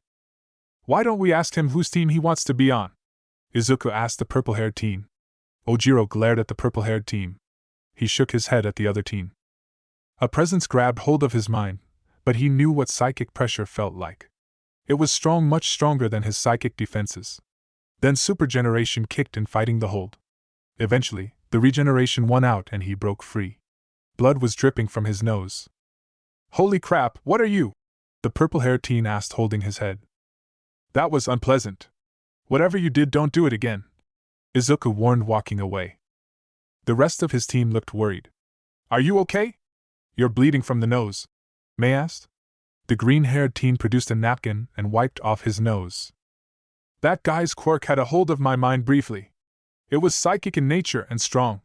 Super regeneration broke his hold, but hurt me in the process." Izuku shrugged, turning to Ojiro. "Join my team, Ojiro-san." "Sure, you saved me there." Ojiro smiled. "Let's report in then." Izuku nodded. Ojiro took point. Uraraka was the right and Mei to the left. Izuku stood as the rider. 10,305 points were written on his headband. Izuku intended to only play defense, as keeping such a huge target on his back would do wonders for exposure. The green-haired teen looked around the arena and spotted the myriad of other teams. Todoroki, Kaminari Ida, and Yaoyorozu were all grouped together. Bakugo, Kirishima, Mina, and Siro were a team. The Vine Lady, Metallic Eyelashes, All Teeth, and Normal Guy were another team. They looked like Class 1B. He'd have to get their names later. Beyond them, there wasn't too many surprises together. Izuku will admit it was odd seeing Shoji, Mineta, and Ajiri working together. It wasn't a bad matchup, actually. It was strategy time as the clock ticked down. Bakugo more than likely will go for Izuku. The rest of the class will probably avoid him, seeking out easier marks. No one knows how many are advancing, but it's safe to say that number 1 to 4 will have the best chance to move on. Class 1B couldn't be ruled out either. They were fellow Hero Corps students and therefore just as dangerous as any other team. If he had to guess, Class 1B would be gunning for him the most. What's worse is he was at a significant disadvantage, knowing almost nothing about them. Still, he couldn't risk hitting nor getting hit by any of them. "Get ready for whatever Class 1B has up their sleeve. That'll be our struggle, since it looks like our fellow classmates are going to ignore us," Izuku relayed to his horsemen/women. "Got it, boss. Give me the word and we can boost out of anything," Mei replied. "Let me know when you're going to use those empowered explosions and I'll do my best to brace us for them," Ojiro commented, stamping his tail to the ground. "I'll handle the brunt of the force nullification. Still haven't caught up to me, huh?" Uraraka teased, sticking her tongue out at Izuku. He smirked and cracked his knuckles. "Time's up. Begin the cavalry battle," Midnight shouted at the sound of a buzzer. Everyone at once put their plans into action. Izuku was more than right.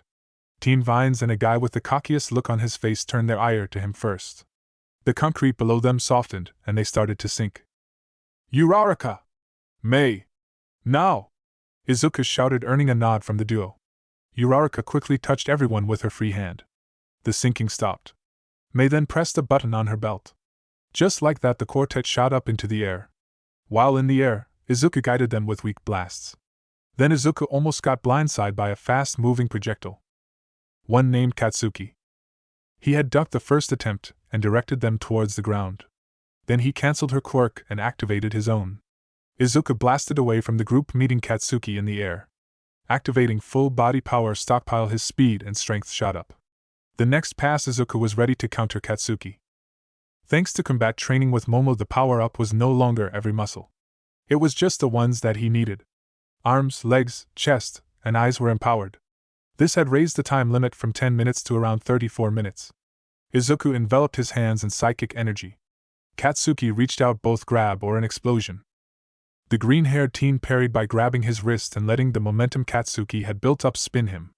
Katsuki had been parried in a way that prevented him from using his other hand to attack. Then he added his own explosions, increasing the speed they were spinning at. Countering Izuku's momentum at this point would be too costly to Katsuki. After nearly a dozen rotations, Katsuki was hurled from the sky at his teammates. For the most part, Katsuki had allowed himself to get thrown. The blonde teen used a few choice explosions to slow himself down. He landed on what was a hardened Kirishima. Izuku floated in midair. "Is that even legal?" President Mike commented on. "May the rider touch the ground." "I will allow it," Midnight ruled. While being in midair was great and all, it wasn't ideal. He could maneuver, but it was exaggerated. Any two coordinated attacks could bring him down. Which almost happened. Vines shot up from the ground. Izuku had narrowly dodged them. Those were much faster than expected. Then a net had been shot at him. Most likely Momo, he cursed. If not for his telekinesis and empowerment, that would have worked. He cut the net cleanly in two and let it harmlessly pass him. It was at this point Izuku decided going back to his team was optimal. His teammates had been watching with bated breath. Izuku was good, but a barrage of aerial attacks could have brought him down. His teammates knew he had better odds on the ground and even better odds if they were together. "Nice show, Izuku, we've got company though," Mei stated when Izuku landed back with them. "Vines and the smug-looking guy, huh? These guys are relentless," Izuku commented, smirking. Ojiro looked over his shoulder at Izuku. "It's like you want to face off with these guys." The green-haired teen only grinned at the comment. "It's not like we know any of them yet. We can apologize later for beating them," Uraraka stated, gripping harder onto Izuku's foot. "Let's charge the smug-looking guy. He's got an air of superiority on him." Izuku let some stockpile crackle over his skin. They were off. Izuku applied 60% force nullification to himself. "Oh, so Class 1A does have a backbone. I'll show you just how superior Class 1B is," the smug-looking guy shouted from his spot. "Ojiro, I'm going to use one blast, 30%. Izuku whispered before engaging the man's banter. "Of course 1A has a backbone. Last time I heard we were at USJ and you weren't. You ingrate. I'll show you firsthand the strength we have," the man retorted. Something odd appeared on Izuku's telekinetic radar. "Solid air?" He raised up his palm. The grin from the smug-looking bastard told him he knew. Izuku adjusted the blast from palm to finger. An explodable bullet ripped through the solid air, shattering it like glass. The shot just missed the bastard. Midnight was keeping a close eye on Izuku, and that had almost broken the rules. The two teams got in close. "I like you, Spunk!" Izuku had taken a moment to memorize the point totals and all the teams present. The rider was what the team was named after. "Monoma-san, right?" Izuku asked. Monoma rose an eyebrow. "Deduced that, you dunce? How long did that take you? Trying to goad me into recklessness?" "Nice try," Izuku grinned. "Dunce? Is that the best you got? Is your ego so large you need another hit to keep it going? It's just like you of Class 1A to think you're so superior to the rest of us," he taunted, smirking. They were close now. Izuku lunged with empowered base. Monoma parried the attack, much to Izuku's surprise. No quirk transfer, nothing. Odd. The teams pasted each other. "Copy type 2, huh?" Izuku pointed out, looking at Monoma. "A lesser copying quirk, no less." The other teen's eyes narrowed at Izuku. "Permanent copy type. That's a scary quirk. Almost villainous, some would say, but I shan't say," Monoma commented, tapping the shoulder of his colleague. The other teen, which Izuku presumed as Tetsu. He had some kind of steel skin quirk. After a quick look at Monoma, they redirected their attention. Izuku then realized that Class 1B had coordinated their placement, and who should be in the final round. Looks like they wanted to win the long game over the years. Good luck with that. Class 1A will leave you in the dust, Izuku thought, watching the fights before him. Katsuki had taken his one good shot at Izuku. Since he felt it was more worthwhile picking off weaker teams than go for the gold. The bastard wanted to play defense, which was a godsend, because him on the offense would be tough to defend against. His telekinesis alone could knock out almost if not all the teams here. Todoroki seemed to have the same opinion. The first goal for Katsuki was picking off all the weaker teams of Class 1A then Class 1B. Team Shoji was proving to be the most annoying team. Team Hagakure was his first target. She might be invisible, but the headband wasn't. Taper, we're going for Invisi Bitch's team. Then we're taking down the octopus and Pipsqueaks, Katsuki commanded, grinning. Kirishima was the strength of the team and allowed Katsuki to pull some gutsy moves. Sero was accurate enough to actually be useful. Mina was a lot stronger than she looked, and her slippery acid was like an oil slick from those old-school racing games. His group ran for Hagakure's team. This made the group panic. Katsuki pushed down on Kirishima before blasted off from them. Hagakure's group consisted of Tokoemi, Koda, and Jairu. Dark Shadow came out, causing Katsuki to blast the shadow. He adjusted his trajectory in midair and continued his restless pursuit. Jairu's ear jacks shot out. Katsuki had to make a split-second correction, narrowly dodging the dual piercers. He swiped the headband. Then he blasted up and out. While in midair, he placed the headband around his neck. A large net had just missed him. He glared, looking in the direction of Todoroki. Yaoyorozu must have been asked to take shots at anyone that decided flying was okay. Missed him. He's faster than I thought. Momo cursed her aim. Todoroki shrugged. He had 2 headbands around his neck and his original. She wanted to be in first, but second was also a fine place to settle for. After all, they had opted for leaving Midoriya alone in favor of solidifying their second place. Then once Midoriya was lulled into a false sense of security, they would strike.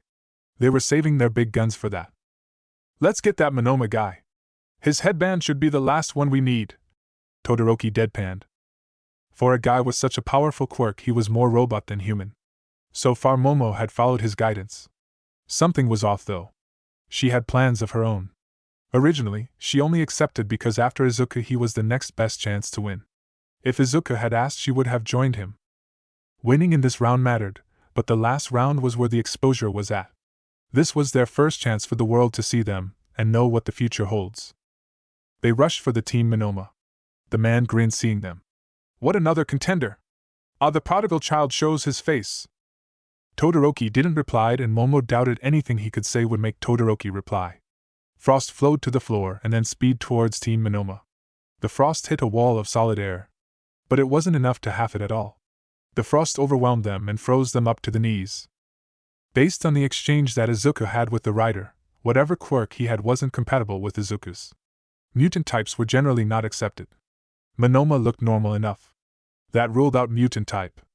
Momo's only other conclusion was a quirk that was similar to Izuku's.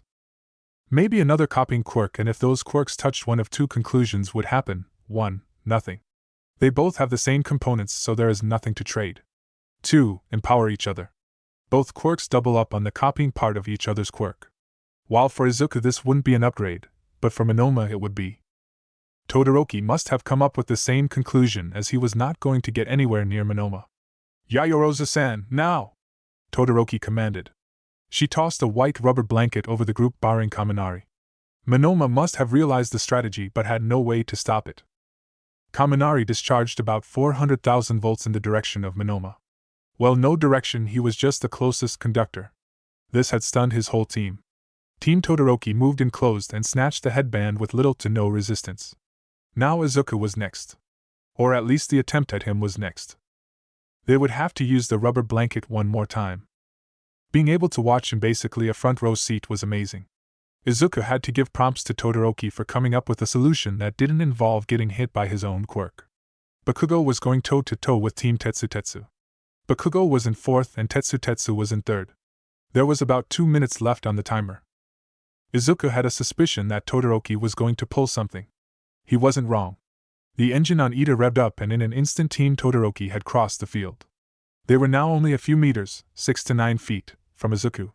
Then a rubber blanket was thrown over the group. Izuku narrowed his eyes and thought, nice try, but I already saw it once. The electricity crackled. Everyone but Izuku was worried about the outcome. Power was surged into telekinesis. He had to hold up his arms in order to maintain the shape. A column of psychic energy was erected around them, extending 10 meters up, 33 feet, and covered the ground. The green haze of psychic energy was almost visible. The electric bomb exploded.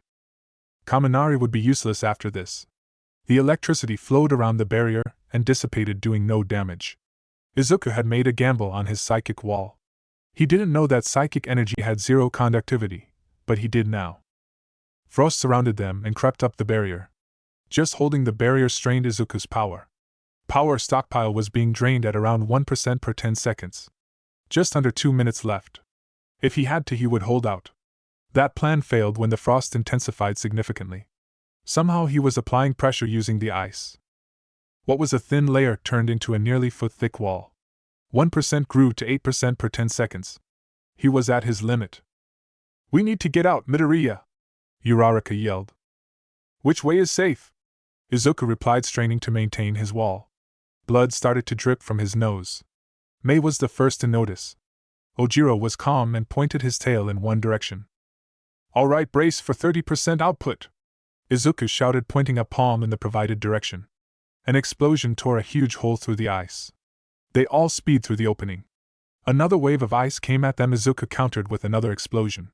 The green-haired teen dropped his telekinetic wall and sighed in relief. His head was pounding and his vision blurred. Super regeneration was hard at work limiting the damage. Izuku was ready to defend himself again and leveled a palm at Todoroki. The white and red-haired teen just glared back. In the stands, Endeavor couldn't help but grin at the opportunity before him. Midoriya was more than a worthy opponent for his Shoto.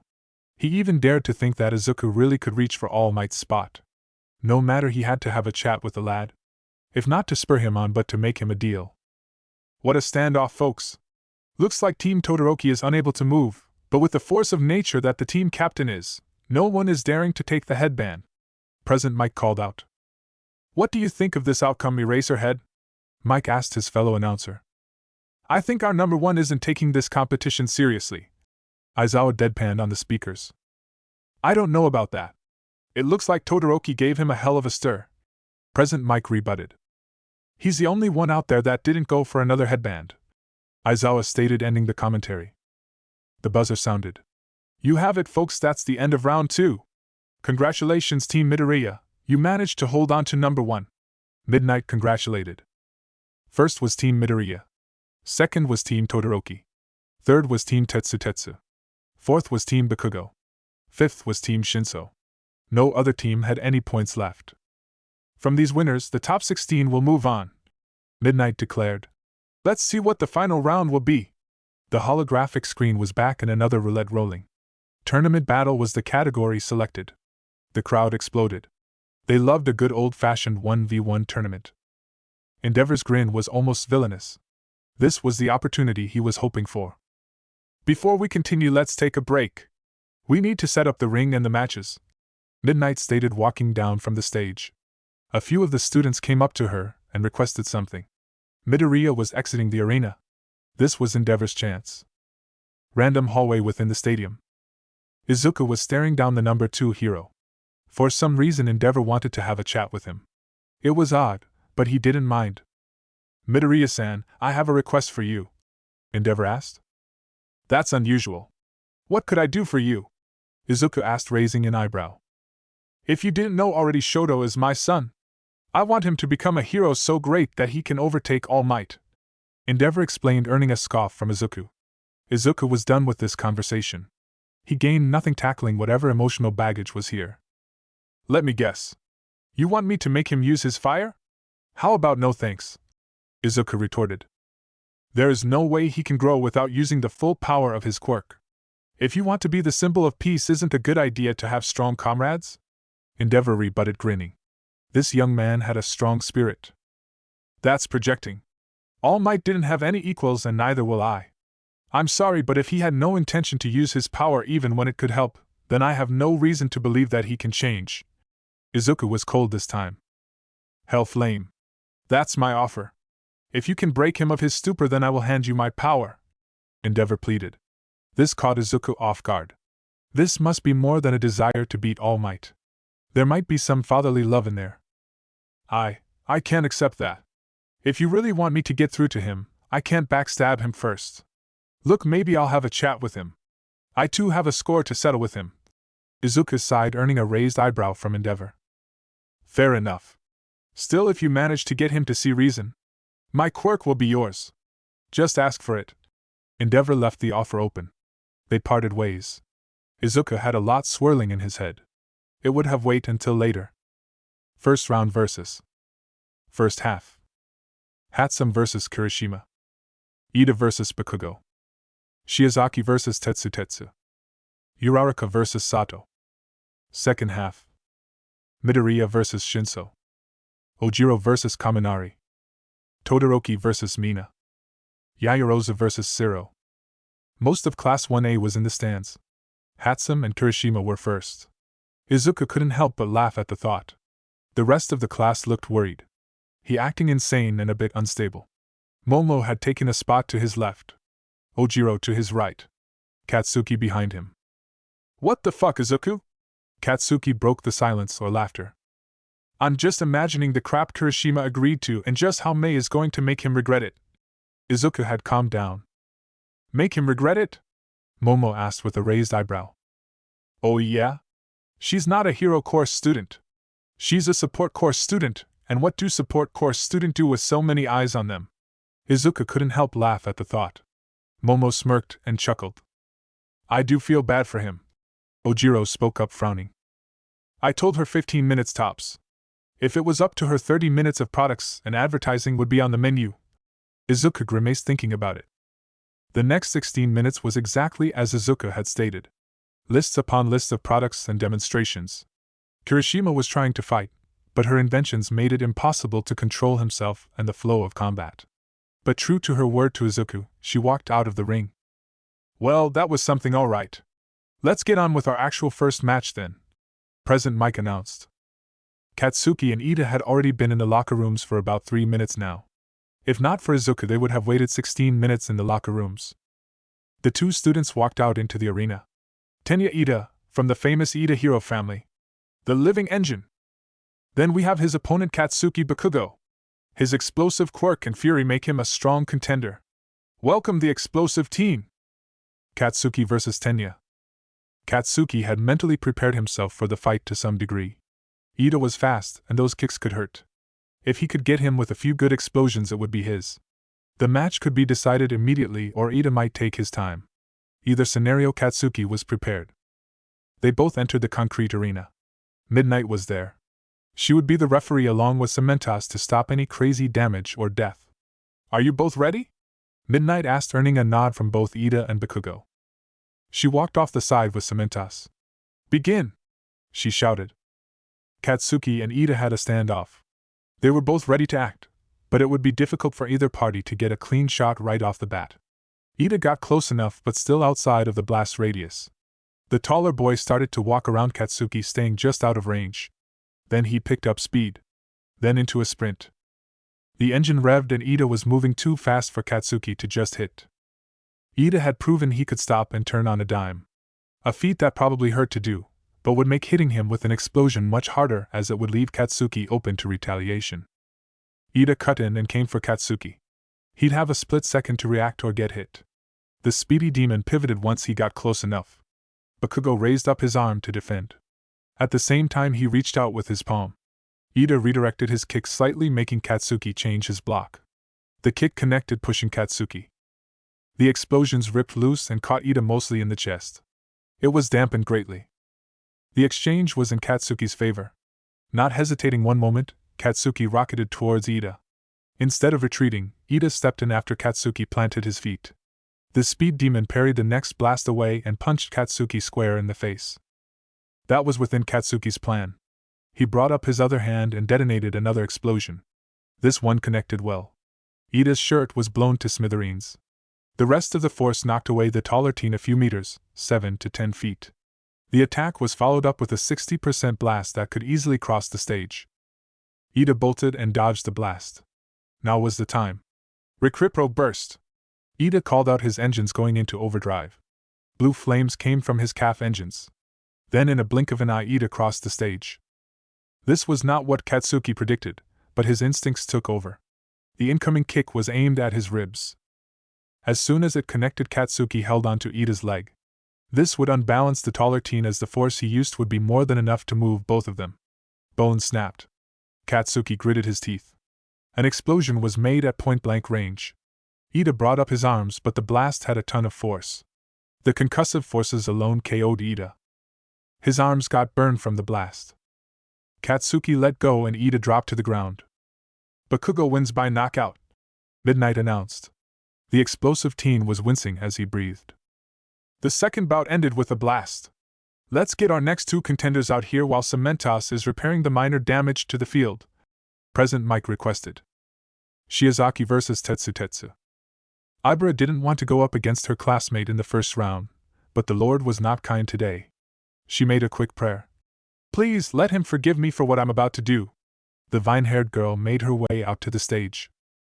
Welcome, the assassin of Class 1B, Ibara Shiozaki. Her vines could struggle the life out of you, President Mike declared. She spoke up loud enough for the camera to pick up. I am no assassin. I wish no violence upon my fellow man. She was more an angel than a sinner. My bad, welcome the angel, Ibara Shiozaki. President Mike apologized. Welcome, the ironclad teen, Tetsu. His steel can stand any assault, President Mike declared. Tetsu-san, I am sorry. Lord, forgive me, she preempted. The steel man gulped, knowing just how strong she was. Are you both ready? Midnight asked. They nodded. Again she walked to the sidelines. Begin! Ibara wanted to give her opponents one chance to give up and repent, but she knew better with Tetsu. He wasn't going to back down. Her vines shot through the ground. Tetsu had been running at her. The vines all at once shot up from the ground. He was in second, entrapped by the vines. They were almost as strong as steel. Maybe if he had a way to cut them it would be a challenge, but a simple melee fighter was no match for her. Midnight asked from the side. Tetsu, are you no longer able to fight? Tetsu struggled, but to no avail. He sighed and nodded. Ibara Shiozaki wins. Her opponent is no longer able to move, Midnight declared. Ibara let go of Tetsu. I know I didn't have a chance, but it was worth a try, Tetsu stated, shrugging. That was one quick match, folks. Let's get our fourth round contenders out here, President Mike announced. Uraraka vs. Sato. Uraraka was a bit nervous. All Might was watching. The world was watching. Early that day he had told her she was ready, but wanted to see how she would do on her own. Welcome Rikido Sato, the sugar berserker. With a gram of sugar he could lift a car, President Mike claimed. Aizawa chimed in. He can't do that. I'd take 90 grams, 3 Oz of sugar for a feat like that. On the other corner, we have the girl I'm personally voting for. Ochako Uraraka. The girl that gravity can't hold down, President Mike admitted. Uraraka took a deep breath. Sato was ready to go, but fighting her would be incredibly difficult for him. Her face went from nice to full serious. Sato panicked a bit. Her demeanor in combat mode was like another person. Are you ready? Midnight asked. Sato slowly nodded. I'm good to go, Uraraka replied. Her stance was bent knees and hands out. Spending a few sessions with Izuku had taught her a lot about fighting. The number one thing was, she wasn't ready. Her limit was higher, but his control and understanding was greater. Even his use of one for all was impressive. Begin! Ochako sprinted at Sato. He got in a defense stance. He had to dodge and attack somehow. Even a single misstep and she could make him weightless. She was fairly quick. Her first swipe was slow and obvious to avoid. Sato dodged and countered. Ochako dodged the punch almost out of instinct. The next swipe was faster. Again a dodge and counter. She was trying to gauge his speed and determined he was slower than she was used to. This time a feint. She thrust her palm at him, making a fist as she got close. Sato dodged, realizing it was a feint too late. He was in the midst of countering. She sidestepped and grabbed his wrist. His fate was sealed.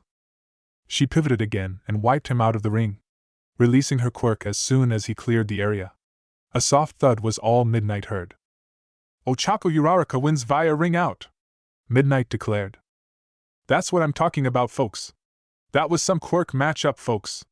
Let's get our next contenders out here, President Mike commented. Midoriya vs. Shinso. This was the fight the crowd was looking for. The true underdog versus the symbol of peace. Izuku was waving to the crowd and getting cheers. Shinso looked like he had a permanent dark cloud over him. Let's welcome Izuku Midoriya, the man claiming to be the next symbol of peace, President Mike said, and the crowd exploded. His opponent is Hitoshi Shinso, and it has been a miracle that a general course student has made it this far, Present Mike admitted. Aizawa felt the need to speak up. The entrance exam is geared towards combat-type quirks. I wouldn't count him out yet. I wonder, Shinso-san, are you going to make the mistake I mentioned earlier? Izuku taunted, standing about 5 meters, 16 feet, from him. It's all I got. I'm not as blessed as you, Shinso retorted. Midnight looked at the two a bit worried. Are you both ready? She asked. Midoriya nodded, and so did Shinso. Begin. Come on, Midoriya. Show the world that you can beat a helpless general course student like me. I wasn't born gifted like you. My quirk has been one hell of a burden. People always looking down on me for having a villainous quirk. What do you say, Midoriya? Are you looking down on me too? Shinso taunted, trying to get a rise from Midoriya. Izuku's reply was cold and calculated. Green lightning surged and he held up his palm. Dodge. Shinso wasn't quick enough to use his quirk and dodge effectively. But he had grabbed hold of Midoriya. Part of his shirt was burned away and his shoulder was burned. Midoriya's arms dropped and his blank look had told everyone it had worked. You are one beast, Midoriya. Turn around and walk out, Shinso commanded. Izuku was in a haze. His mind was still his own. Super regeneration was fighting the intruder off relentlessly. It hurt like hell. Instead of trying to fight psychic to psychic, he'd go psychic to physical. He surged power into his telekinesis. It still worked, and he knew a nudge could break him out of it. Using a telekinetic fist, he thwomped Shinso across the face. It wasn't like getting punched by Izuku, but it had a bit of impact. How is that possible? Shinso asked, feeling Izuku punch himself out of the hold. That was a pain, Izuku replied, wiping away blood from his nose. If you're not careful, you could kill me with that, Izuku shouted, turning to Shinso. The purple-haired teen was taken back by this. That's not fair. You have it all. Even mind control can't stop you, Shinso shouted from across the ring. Of course it's not. But that's an invaluable quirk. I'll show you who the truly villainous-looking one is. Izuku was hit with another mind control only to break it instantly. He started to advance on Shinso. Green lightning arced around his body. His form bulked up slightly. His eyes started to glow green and menacing. With but a simple touch. I could take your quirk. Almost any quirk, and you want to talk to me about villainous? Izuku shouted at Shinso before whispering when he got close. They are worried I could be the singularity. Worried that I could become a god. Then he moved just as fast as Ida's Recrypro burst. A full palm made contact with Shinso's chest. Force nullification activated before his force applied. Shinso shot out of the ring. Izuku slowed him down and released his quirk. Izuku Midoriya wins by ring out, Midnight declared. The crowd exploded. Midoriya raised a fist and powered down. He then jumped out of the ring and go over to Shinso. The purple-haired teen was struggling in pain. Izuku reached out. Don't worry, it's coated in psychic energy. You know, if you want to be a hero. Aizawa-sensei said that if general course students do well enough, they could get into the hero course. Shinso grabbed Izuku's hand. It was as he said. The thin filament of psychic energy felt smooth and hard. It was like steel or diamond. Thanks, maybe I'll have to ask, Shinso replied, getting pulled to his feet. Look at the display of sportsmanship, folks. That man really might just be a new symbol of peace, Present Mike commented. Yeah, bulk up a bit too. You'll need it, but I think you got a great quirk to be a hero. Izuku patted Shinso's back as they separated ways.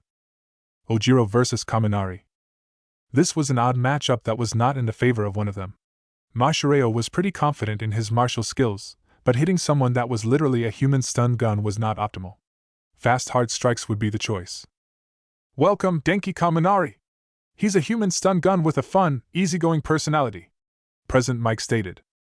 His opponent is the man of amazing skill, Mashireo Ojiro, martial artist extraordinaire, Present Mike declared. I'm not that extraordinary. Mashireo shrugged his shoulders. You're the only one in class with them, Kaminari stated across the ring. Are you two ready? Midnight asked. They both nodded. Begin! Mashireo gaped the distance in two tail lunges. The first hit was ludicrously hard. Kaminari doubled over from the hit and clenched his stomach. The martial artist reeled from the electrical discharge. The muscles in his right arm were spasming from the electricity. Kaminari stood upright, trying his best to look tough. Another hard strike rattled his chest just under his sternum. Again the recoil from Mashireo was quite strong, but the desired effect was reached. Kaminari now had a hard time breathing and was struggling to a degree. The martial artist couldn't make a fist now. His muscles were completely shot from the huge dose of electricity. Now for kicking counterattacks. Kaminari had recovered enough to actually attack. The human stun gun charged his fists. Dodging his attacks was easy enough. It was kind of annoying that his arms didn't work right. The tailman pivoted back and around Kaminari. The electric teen turned too slowly. A tail-powered kick hit him in the ribs. Bones cracked and most electricity coursed. Mashireo now had one good leg and a tail. Kaminari was almost out for the count though. His troubled breathing was now until the end of the match. All right. That's it, Kaminari said in between breaths. The electricity flowed across his body. He's going to use his ultimate move. If Mashireo got hit by it fully, it would incapacitate him. The tailman crouched and wound up his tail. He had a chance to reduce the damage. If he could get far enough away, it would reduce the impact of the electricity. 1.3 million volt indiscriminate blast! Kaminari yelled out as the electricity discharged. Mashireo kicked off with tail and leg. He got about 11 meters, 36 feet, in the air. The electricity reached him at about 12% potency. His tail took the brunt of the attack. The tailman landed hard and rolled. He hurt his right leg pretty good landing. Kaminari was in derp mode though. All Mashireo had to was nicely escort him off stage. Mashireo Ojiro wins by ring out, Midnight declared. If you don't mind, I'll help him get back to class. He's out of it for about 10 to 15 minutes, Ojiro requested. Midnight merely nodded. Another show of sportsmanship. Just like the hero class to have some good eggs in it, Present Mike added. Todoroki versus Mina. The two students walked out onto the stage. Shoto spotted his father and gritted his teeth. He hated the man. His father had been missing from the stands immediately after the break was called. This meant he had to talk to someone. That someone was probably Midoriya. The green-haired teen was on the same side of the bracket with him. If Shoto was being honest, he was the only one that he was worried about beating. If what Yaoyorozu had shown during the rescue training was a fraction of his power, then the real deal would be much harder to beat. Seeing him hold out for nearly a minute under the pressure of his ice made Shoto wonder if his full power would even be enough. His fire, after all, was mostly heat and little force. A psychic wedge could easily split a beam of fire and make him wide open. He shook his head. No fire, never. Mina faced him from across the stage. She might be able to escape his ice. But Shoto could launch out about 10 massive ice waves before hypothermia kicked in. Are you two ready? Midnight asked. Mina nodded, dropping her stance low. Shoto nodded. Begin! The ice was like a reflex, it could be summoned at will. Changing the intensity was just a matter of flexing the muscle a bit more. Quirks are physical parts of us after all. The glacial that sprouted from his foot took the whole stadium by surprise. Mina's acid quickly ate through the ice, freeing her. This was slightly annoying to Shoto. Another ice wave was produced. This time he didn't leave her head exposed. Within the ice, he could feel her sort of. It wasn't exactly, but he could feel where the ice wasn't as he could push on it. More and more ice melted. Clearly unfocused huge blasts weren't enough to imprison her. She was skating towards him using his own ice.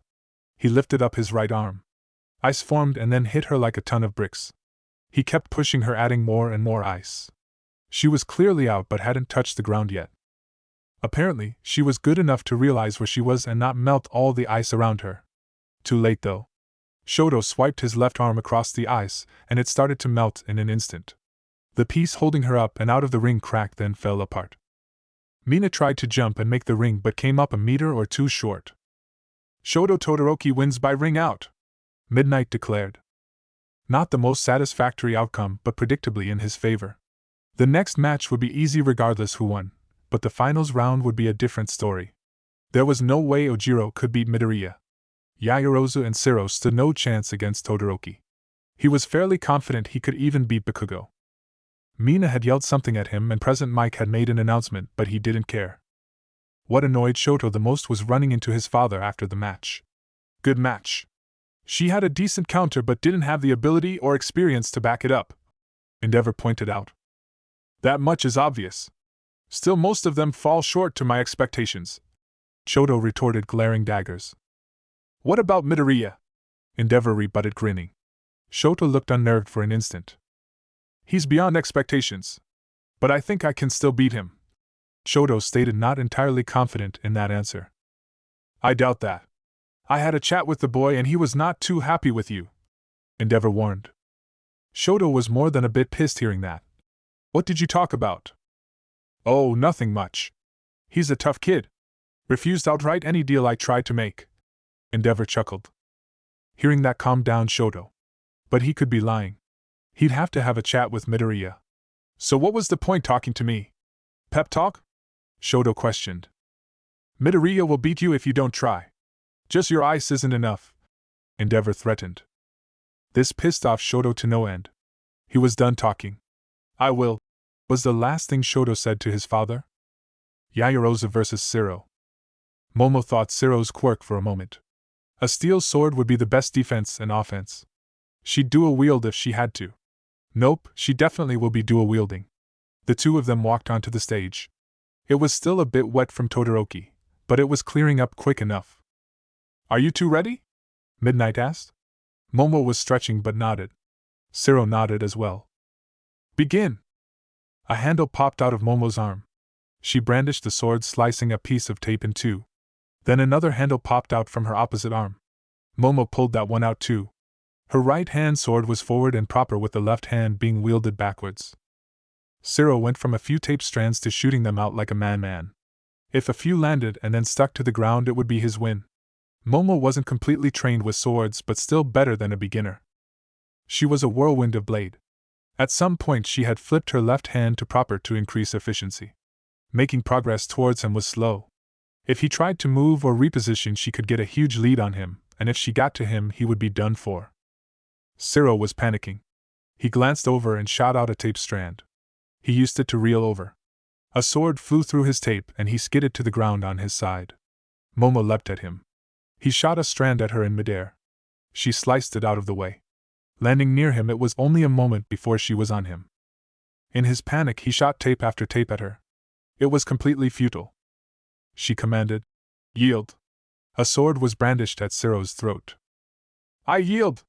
Zero yelled. "Momo Yaoyorozu wins by surrender," Midnight declared. She helped him up. Now to face one of the three monster of Class 1A, Momo grimaced. She had idea how to beat him. If she could convince Izuku for a few minutes of his power, that would work, but that would be cheating. She can't cheat out in the real world. Alright, everyone, that's the end of the first round of fights.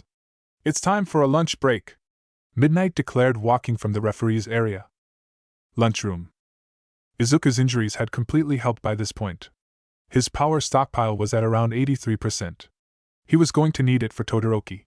Speaking of, the white and red-haired teen was staring daggers at him. It had been like this since Todoroki's match. Either he was trying to kill Izuku before the match, or he had something he wanted to say. The green-haired teen engaged first. He slammed down his hands in front of Todoroki. "You've been glaring daggers at me. Usually, that's Katsuki's job. If you want to chat, then I'm all ears." Izuku matched Todoroki's intense look. "Fine. I was going to approach you, but this works better," Todoroki admitted. Izuku followed Todoroki out and around seemingly random turns. This looked like a good place to murder someone without anyone seeing. "What deal did you make with my father?" Todoroki opened with. That was surprising, yet not completely outside the realm that a father would take to push someone. He didn't really know, considering he never knew his father. He attempted to. "In fact, the offer still stands, but I refuse to take it," Izuku replied. "What was the deal?" Todoroki reiterated. "His quirk for making me use yours. Not that it would help much, but I don't think that's important here," Izuku shrugged. "No, it's not. The point is, I made a promise to myself that I would be a hero just using my ice and not his flames," Todoroki explained. This was literally the most stupid thing Izuku had ever heard. He knew better than anyone else how it felt using another person's quirk. He had to abandon that train of thought years ago. What and how his quirk worked was his and his alone. Not even the Nimi could combine quirks like he could. As far as he could tell, he didn't have any limit on it either. Just was his head space could handle, really. As long as he got them slow enough, it would be easy to sort them out. That's stupid, Izuku bluntly replied. Well, it more have slipped out. Todoroki looked angry now. You wouldn't understand. My father made me for a reason. I never asked to be his perfect creation, Todoroki retorted. I think I'm more uniquely qualified to understand than anyone else. I use other people's quirks and it's not random either. I know who each and every one of them are. I know you were made to be better than All Might. He told me about that. What I don't understand is how you can justify not using your power to save people, Izuku shouted. This time he was mad. He looked back to the Ninyu. Todoroki could have crippled the beast long enough for them to make a difference. What are you talking about? Todoroki was a bit confused. The USJ incident. You had the power to put down that creature. There was no reason that anyone else should have been injured by it, Izuku replied, still a bit angry. Todoroki looked away. It was shame. If that's the best you can muster, then tell me why it's so important to keep your promise. You owe me that much, Izuku retorted. This time his finger was up and nearly at Todoroki's chest. Todoroki sighed. He was right. I'm the youngest of 4. But I was the only one deemed to be a success. If you ever heard of quirk marriages? That is exactly what my father intended. My mother has a powerful ice quirk and I was the only one to inherit both of them. Training started early. I was 5 when he started to train me. But it was too intense for me to handle. I was puking and crying all the time. My mother defended me only to get beat by Endeavor. Todoroki calmed himself. He was starting to get emotional. One day, my mother just couldn't take it anymore. She was on the phone with her mother, and I guess something just snapped. I had been watching her at some point. Then she just broke seeing me. She gave me this burn. He pointed to his facial burn. After that, Endeavor placed her in a mental ward. She's been there for years. Sounds like you're racked with guilt and shame. Thanks for telling me. I'll keep it a secret. I'd hate for your stoic image to be ruined, Izuku said, walking away. I'm not going to use my fire against you. I won't break my promise for that man, Todoroki shouted in defiance. Izuku sighed and continued walking away. Second round. Kirishima vs. Bakugo. Shiozaki vs. Uraraka. Midoriya vs. Ojiro. Todoroki vs. Yaoyorozu. How's everyone doing after that lunch break? President Mike called out, earning a loud roaring cheer from the crowd. That's what I like to hear. Now let's continue and get to the heated semifinals, President Mike declared. Bakugo and Kirishima were already walking to the stage. It's a classic fight, rock versus explosion, who will win? President Mike hyped them. Izuku was in the Heroes students area. Katsuki will win hands down. It's more of a question as to how long Kirishima-san can hold out, Izuku commented, then getting pinched by Mina. Thankfully, he sensed it in advance and coated her hands. The pinch hurt a bit more, being this very smooth, hard surface. Don't say that. They have an equal chance of victory. Kirikun just has to get a few good shots in, Mina chastised, sticking her tongue out at Izuku. That's true, I suppose, but it's not like Bakugo-san is just going to let that happen, Momo chimed in, smirking. Yeah, Bakugo is crazy strong and just about the strongest one here. This should be a cakewalk for him, Kaminari stated with a smug grin. Mina smacked him too. They were going to bicker more, but begin was called out. Kirishima made the first move. Katsuki vs. Kirishima. Katsuki hoped that this guy's ego could take getting thrashed by him. While Harden was nice and all, it wasn't explosion. Every punch Kirishima threw, Katsuki sidestepped and ripped loose an explosion. It looked like the concussive force and heat were just absorbed by the defensive quirk. Katsuki rose an eyebrow. This was going to take longer than he thought it would take. A dodge followed by an explosion. Another dodge, then explosion. This was turning into a very repetitive fight. That was until Katsuki increased the power of his attacks. Instead of now just taking the hits and continuing, Kirishima was getting pushed back. He also would wince for a moment when they hit. Are you just going to be a punching bag? Where was all that manliness? Katsuki mocked, grinning. It's manly to face your opponent head on. I can take it, Kirishima stated, blocking another blast. That's when Kirishima really went on the offensive. Rock Man could power through a blast and still try to make an attack. This didn't completely or really at all catch Katsuki off guard. He was used to Izuku pulling shit with his multi-quirk fighting style. If anything, that fight was distracting Katsuki. It was rattling around inside of his head. Since the last time they fought, Izuka had amassed a few more quirks. Nothing weak either. Uraraka's quirk, the nurse's quirk, and that monster's quirk, or at least one of them. He wasn't completely sure what Izuka was capable of anymore. What's worse is that he only shown off using a few of them at once. He hasn't really gone all out, and used all of his power up to this point. He hoped the bastard was going to take him seriously in the championship round. Todoroki was powerful, but Katsuki doubted that the icy hot loser could defeat Izuku. He'll have to see though. It was going to be the second most intense match today. Kirishima was starting to wince more and weaken. His quirk was approaching its limit. About damn time. Katsuki thought, sending another explosion into the teen. His strategy was paying off, well, what amounted to a strategy. It was pretty simple, break his quirk and win. He was doing just that. Less and less of Kirishima was encased with his quirk. What annoyed Katsuki the most was that this guy wasn't going down without being KO'd. That was becoming more apparent as Kirishima swapped tactics and stopped charging Katsuki outright. Instead, he stayed close and engaged in pure hand-to-hand combat. It was a bit unfair because Kirishima could harden his fists.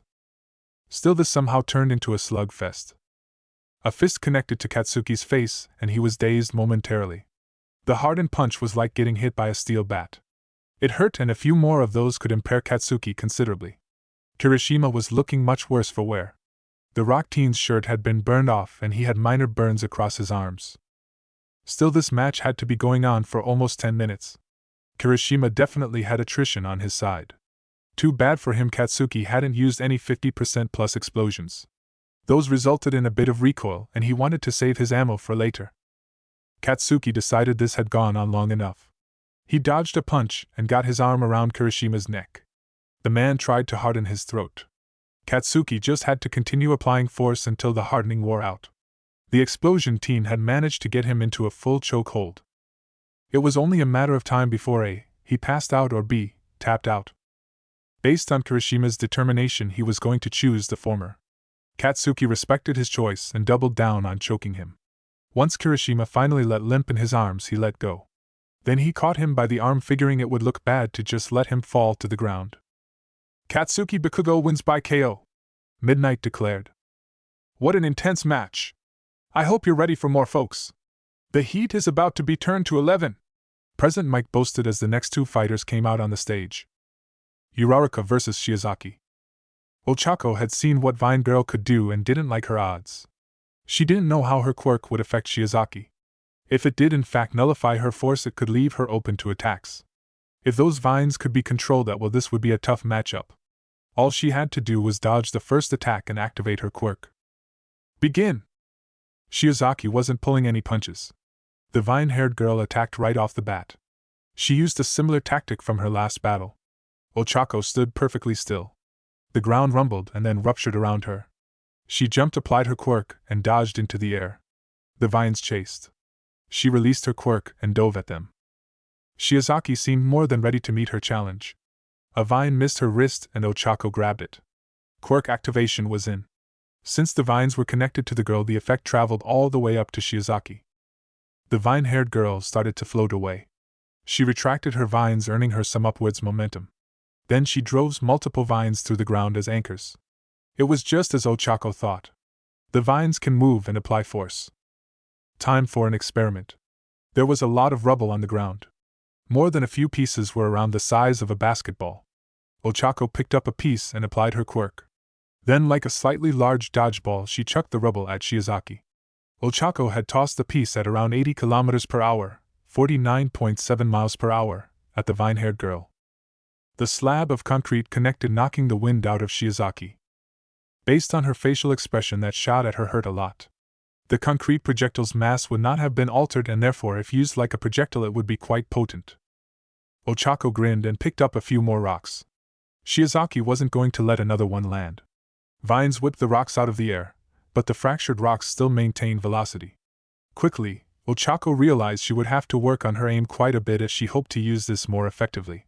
But for now the technique was producing results. Once she had ran out of the small chunks, she moved to the bigger ones. These were kicked at Shiozaki at around 120 km per hour, 74.5 miles per hour. Even when blocked, the fragments still connected and stung. The vine-haired girl had cuts up her arms from blocking the shrapnel. The bigger net gain from the attack was pushing Shiozaki back. Her vines were still in the ring, but she was no longer over it. Shiozaki went on the offensive, feeling a pause in the attacks. She used about half her vines to deal a devastating lion smash on the arena. Ochako had just dodged the attack. With half of the vines away, that was the time to release. At the same time, Ochako grabbed up 3 baseball-sized pieces of concrete. One was hurled at where Shiozaki had dropped and promptly caught herself in time. The other 2 were tossed at the 2 vines that anchored her to the stage. The vine-haired girl, just as Ochako predicted, caught herself from falling outside of the ring. She was about 30 centimeters, 1 foot, from the ground. The baseball thrown at her connected right on her cheek. This was abrupt enough to daze her. It also had caused a minor concussion from the force alone. The other 2 rocks connected with the vines and knocked them out of the ground a little. This was more than enough to drop her that 30 centimeters, 1 foot, and just touch the ground. Ochako Uraraka wins via ring out, Midnight declared. Ochako slumped to her knees and rose up a fist. Shiozaki looked disappointed, but accepted her defeat. The 2 meet in the ring. Shiozaki reached out her hand to Ochako. Congratulations, Uraraka-san, Shiozaki said. Ochako let the other girl help her up. They shook hands. Sorry about hurting you, Ochako apologized. It was all a part of the Lord's plan, so I accept the pain as just a part of this. Shiozaki nodded and gave a smile to Ochako. What a true underdog battle if I ever saw one. That was an impressive show of camaraderie, President Mike commented on. Midoriya vs. Ojiro. I don't suppose I can get you to go easy on me? Ojiro chuckled, staring down Midoriya. Sure, why not? Izuku shrugged, smirking. What really? Ojiro was confused. I'll make it fair and square. I'd hate to make it unfair and just ring you. I want to give you an opportunity to show your skill, Izuku admitted. Midnight smiled at that. It was refreshing to her someone being so considerate of another. Begin! Green lightning surged over Izuku's skin. Empowered base. He needed a better name for it. Something like full body or full cowl. The former sounded a bit weird, he'll have to brainstorm it later. Ojiro was on him. The tailman didn't hesitate to take the fight to Izuku. In his base form, Ojiro would have been just faster than Izuku if any of the past matches were an indication. However, versus the empowered form was another story. Ojiro led with an overhead tail slam. Izuku blocked the strike, feeling a bit of pain. The tail attacks would have to be avoided, they were way more powerful than a normal strike. Izuku followed up the slam by pivoting and kicking high. Ojiro had just blocked the strike in time. He winced from the hard contact. Both of them stepped back. Izuku got into a boxing stance and took a step in. The first jab was like lightning. Ojiro had just dodged the attack. The barrage of attacks that came next was beyond Ojiro expectations. That's when Ojiro's training kicked. In the case of fighting an opponent too fast, the next best was to anticipate the attacks. This was exactly what Ojiro did. This left Ojiro with virtually no openings to exploit. Izuku was only attacking with brute force. Then all of a sudden Izuku moved to a free-form fighting style. This style included grapples and holds. Ojiro found this out when an open hand came at him. When he tried to swat it away, Izuku had gripped his wrist. Izuku pulled and almost lifted Ojiro off the ground. A strong fist connected with Ojiro's gut, and he skid across the ring. We should definitely train later. The fact you can keep up with me is impressive. But now time to get serious. Izuku frowned, extending his palm. A green explosion shook the stage and tore up the concrete. Ojiro had jumped into the air and dodged the attack. He was flying at Izuku. Another explosion kicked the martial artist out of the air. He skid across the arena, shirt on fire. The martial artist ripped off his shirt. He narrowed his eyes and started to circle to the right. Izuku was ready for anything. The tailman kicked off with his tail but stayed low. Another explosion detonated. Ojiro slipped under the blast and frazzled his hair a bit. The tailman pushed off the ground with his tail, planted his foot, and kicked with his other foot. Izuku blocked the kick with his arm and heard a crack. TCH, broke a bone. Izuku clicked his tongue. He grabbed the man's ankle before he could pull away. A green blast was leveled at the man at nearly point-blank range. Ojiro's unconscious body snapped to the ground and he made a bit of a human-shaped impact. Izuku Midoriya wins via KO, Midnight declared. Izuku picked up Ojiro and with telekinesis to replace his right arm. He rose his right fist to the sky. What a display of power! He's as honorable as they come, Present Mike commented. Izuku then replaced his arm under Ojiro and walked out of the ring. Let's take a small break while Cementos fixes the ring, Midnight stated, getting the less than emotive man to get up from his concrete throne. In the infirmary, Izuku laid Ojiro down on a bed. You did a number on him, knocking him out like that, Chio commented, checking over the man. It's better than burning his skin horribly, Izuku retorted, looking over at Kirishima. How's he doing? Katsuki almost crushed his windpipe. Izuku kept this distance. You should heal. Your quirk is pretty good already, Chio suggested. I can't. I don't want to take his quirk. Izuku allowed the healing quirk to surge through his body. He pushed it through the pads on his fingers. He connected them to Ojiro's forehead, and the healing quirk fired off. He targeted Ojiro's lunch. Apparently, the pads had enough nerves and blood flow to be a conduit for heal. I think that a horrible way to view it. You have the power to heal and help them. So shouldn't you? Chio reasoned. Fine. You're right. Izuku coated the pads with telekinetic energy. This might work. He placed 2 fingers on Kirishima's forehead. Heal quirk fired off. The exchange was again their lunch. Ojiro snapped awake and sighed, seeing where he was. Kirishima yawned and got up. This sort of thing must be normal to the teen. How are you feeling? Izuku asked Kirishima. Pretty good now, but really hungry, he replied. Izuku laughed at the comment.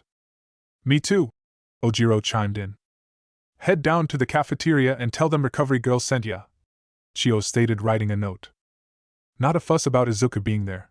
Not a care given about being healed by him. Not worried about anything? Izuku asked. Nah, just sucks I lost. That Bakugo is tough as nails. Kirishima shrugged, taking the note. The 2 teens exited, chatting about their matches. See? Not a single problem. Chio grinned, earning a shameful blush. You're right. I guess I'll go back and see how the next match will go. Izuku walked out of the infirmary. The damage Izuku had caused gave the next round about 10 minutes to prep. Walking back to his seat, he went by one of the locker rooms. Momo was talking to herself and smacked one of the lockers. She was probably frustrated trying to plan the fight out. Izuku opened the door and stood in the doorway. Having problems? He asked. Her hair was a bit disheveled and her knuckles were red from hitting the lockers. She was genuinely pissed and angry, but it was all inwardly directed. Of course. How the hell can I beat him?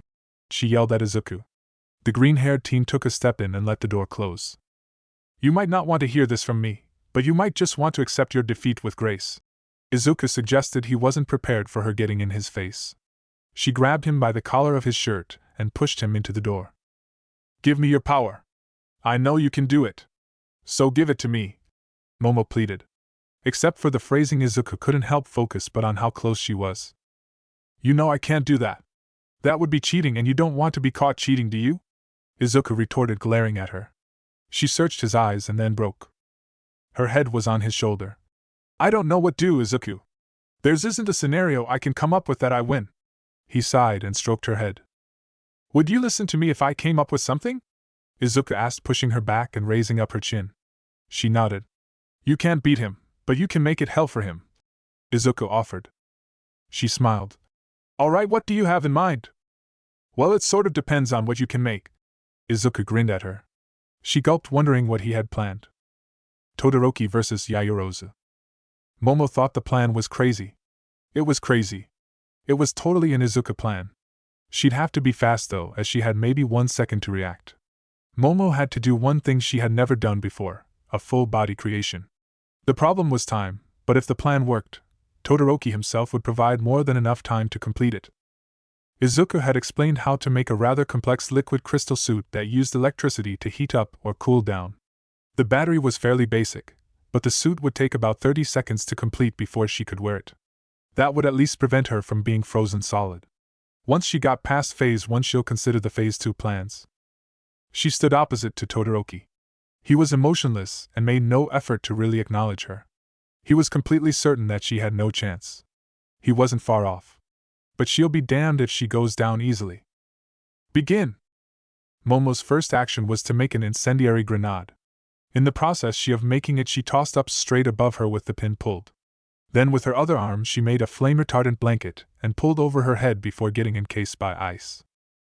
The grenade detonated, raining hellfire on her. The oily fire melted through the ice at a slow rate. Todoroki watched with a raised eyebrow. A black glove came out of the ice and pulled the hairpin from her hair. A helmet around her formed around her head. She pulled herself out of the ice. Momo was wearing a black-skin suit. It had a gray circuitry pattern across the suit. As it heated up, the suit turned a dark reddish color, and when cool it was pure black. "Izuku, what the hell?" shouted Mei from her seat. "That thing's still a prototype." Izuku shrugged. Even if failed, it would still work well enough. The green-haired teen had to admit she was sexy as hell wearing that skin suit. It made her curves that much more impressive. On her upper arms were a thin self-sealing membrane. This would allow her to still use her quirk, but only from her upper arms. Another ice wave was fast approached her. She leapt out of the way and produced 2 throwing knives. Her aim was impeccable, but she doubted these would hit home. Momo aimed for Todoroki's left shoulder. He pulled up an ice wall and stopped the knife. She clicked her tongue tch. She built a mini-grenade and tossed it at the ice wall. The mini-grenade was not a timed explosive but rather a remote one. Another ice wave came out. She quickly made another regular grenade and tossed it at the wave. The blast cancelled out the wave. Another wave followed the last. She leapt out of the way, producing 2 more knives. Ice coalesced around her feet. She switched on the suit, and it almost glowed. The ice melted quick enough. She ran looking for another opening. Again she tossed 2 knives at him. Another wall blocked them. She clicked a button on her belt and the mini-grenade detonated.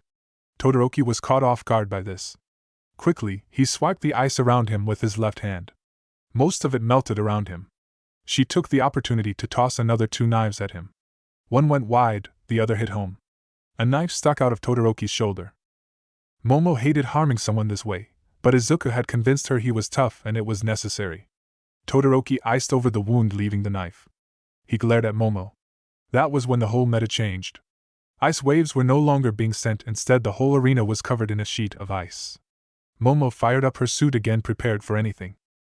Apparently, Todoroki was able to form ice and use it to attack.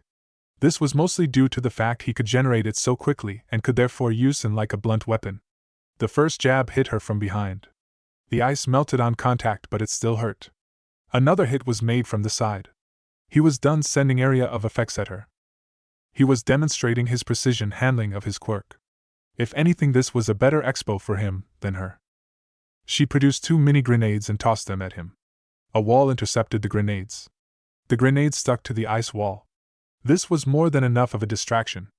Momo had made a staff and then pole vaulted over the wall. Momo was the first person to get even remotely close to Todoroki. With staff in hand, she made a swing at him. Todoroki caught the staff and boom. The ice frozen all around them. Momo was moving slightly. Slowly the suit was freeing her. She pressed the remote detonation. The ice structure around them rumbled and quaked. The frosty teen shifted and the structure moved. He was adding ice around him, which pushed the structure she was encased in away. Stabbing her staff into the concrete, she stopped moving, but the ice kept flowing and pushing. Her core temperature was well above normal at this point. Her vision and vitals were fading. Overheating was much harder for the human body to compensate for. End the match. That bodysuit could kill her, Mei shouted at midnight. It's experimental tech, Mei shouted. That was about the time when Momo had passed out. The tide of ice swept her away and out of the ring. Shoto Todoroki wins via KO or ring out, Midnight declared. Several members of Class 1A jumped into the field. Mei jumped down as well. Todoroki, thaw this now, Izuku yelled as Todoroki was already in the process of doing. Full body took over Izuku, and he shot off ahead of the class. A single strong strike to the ice shattered the glacier she was encased in. Izuku, what were you thinking? Mei yelled up to him. I told her to use it sparingly. The tech didn't have a way to regulate body heat, so it could harm her. Even then she asked for the blueprints, Izuku replied, shattering the ice again. He pulled it apart and dropped down through the hole her suit had been making. The switch is on the belt. It's a press and slide type, Mei shouted from above. Izuku felt it through the ice and deactivated it. He stopped his fall just above her. He ripped off the helm and felt her skin. She was sweating and breathing shallow. "Get away!" Izuku shouted and put his arms out. This more than elicited a reaction from all the people surrounding the ice. 2 green explosions obliterated the ice. The green-haired boy reached down and scooped her up. "Todoroki, ice vest stat!" Izuku yelled, placing her on the arena. "Get her to recovery, girl!" Midnight yelled, beckoning some stretchers. Izuku put up his hand. "Wait. We need to stabilize her first." Todoroki was next to her, applying a light sheet of ice to her chest and abdomen. Next, Izuku made a cut from her neck to her navel, opening the suit. Todoroki and a few of the guys around blushed. Izuku was focused and in the zone, so her life was the most important thing. "We need to get her to recovery, girl. She needs water to get out of that skin suit," Midnight suggested. "I will administer first-round treatment to stabilize her, and then we can move her. I have recovery girl's quirk," he declared, letting the healing quirk flow into his body. Through his pads he activated the quirk. She had lost a great deal of water sweating and was still sweating profusely, which was a good sign, but heatstroke was not too far off. He had placed 2 fingers on her face. The exchange was her lipids for water mass. Her heartbeat slowed down, and her breathing resumed a more normal pace. Izuku relaxed. He picked her up nicely and put her on a stretcher. Then he looked to Todoroki. "You're going to feel that." Izuku was pissed, and so was his facial expression. He wanted to make it very clear he was sick of Todoroki and his holding back bullshit. But now was not the time or place. Their match would be the proper location. "Wow, that was quite the scene. It's not every tournament someone almost dies," President Mike somberly stated. "She wanted to give it her all. She was enabled to do so and didn't know where the line for her life was drawn. This is precisely why heroes need to be trained." Aizawa chimed in, sort of blaming Yaoyorozu's arrogance. "At least our golden boy, Izuku Midoriya, jumped in immediately to save her." President Mike was trying to cheer up the mood. "Todoroki should have been more careful and not get carried away just because you got hurt," Aizawa chastised. "Looks like the ring is fully functional again. Time for the first of the finals round. Bakugo versus Uraraka. Who will win? Explosions or zero gravity?" President Mike hyped the match. The crowd cheered, chanting "Zero gravity." "Looks like the crowd wants the underdog to win," President Mike commented. The 2 combatants stared at each from across the ring. No words needed to be said. Neither could underestimate the other. Uraraka had earned her right to fight him. That's a wrap for part 3 of What If Deku Had Quirk Duplication. Huge thanks to Draconite227 for keeping us on the edge of our seats. If you enjoyed this video, make sure to smash that like button, subscribe, and ring the bell so you never miss an update. Your support is everything, timekeepers. Until next time, stay legendary and keep dreaming big.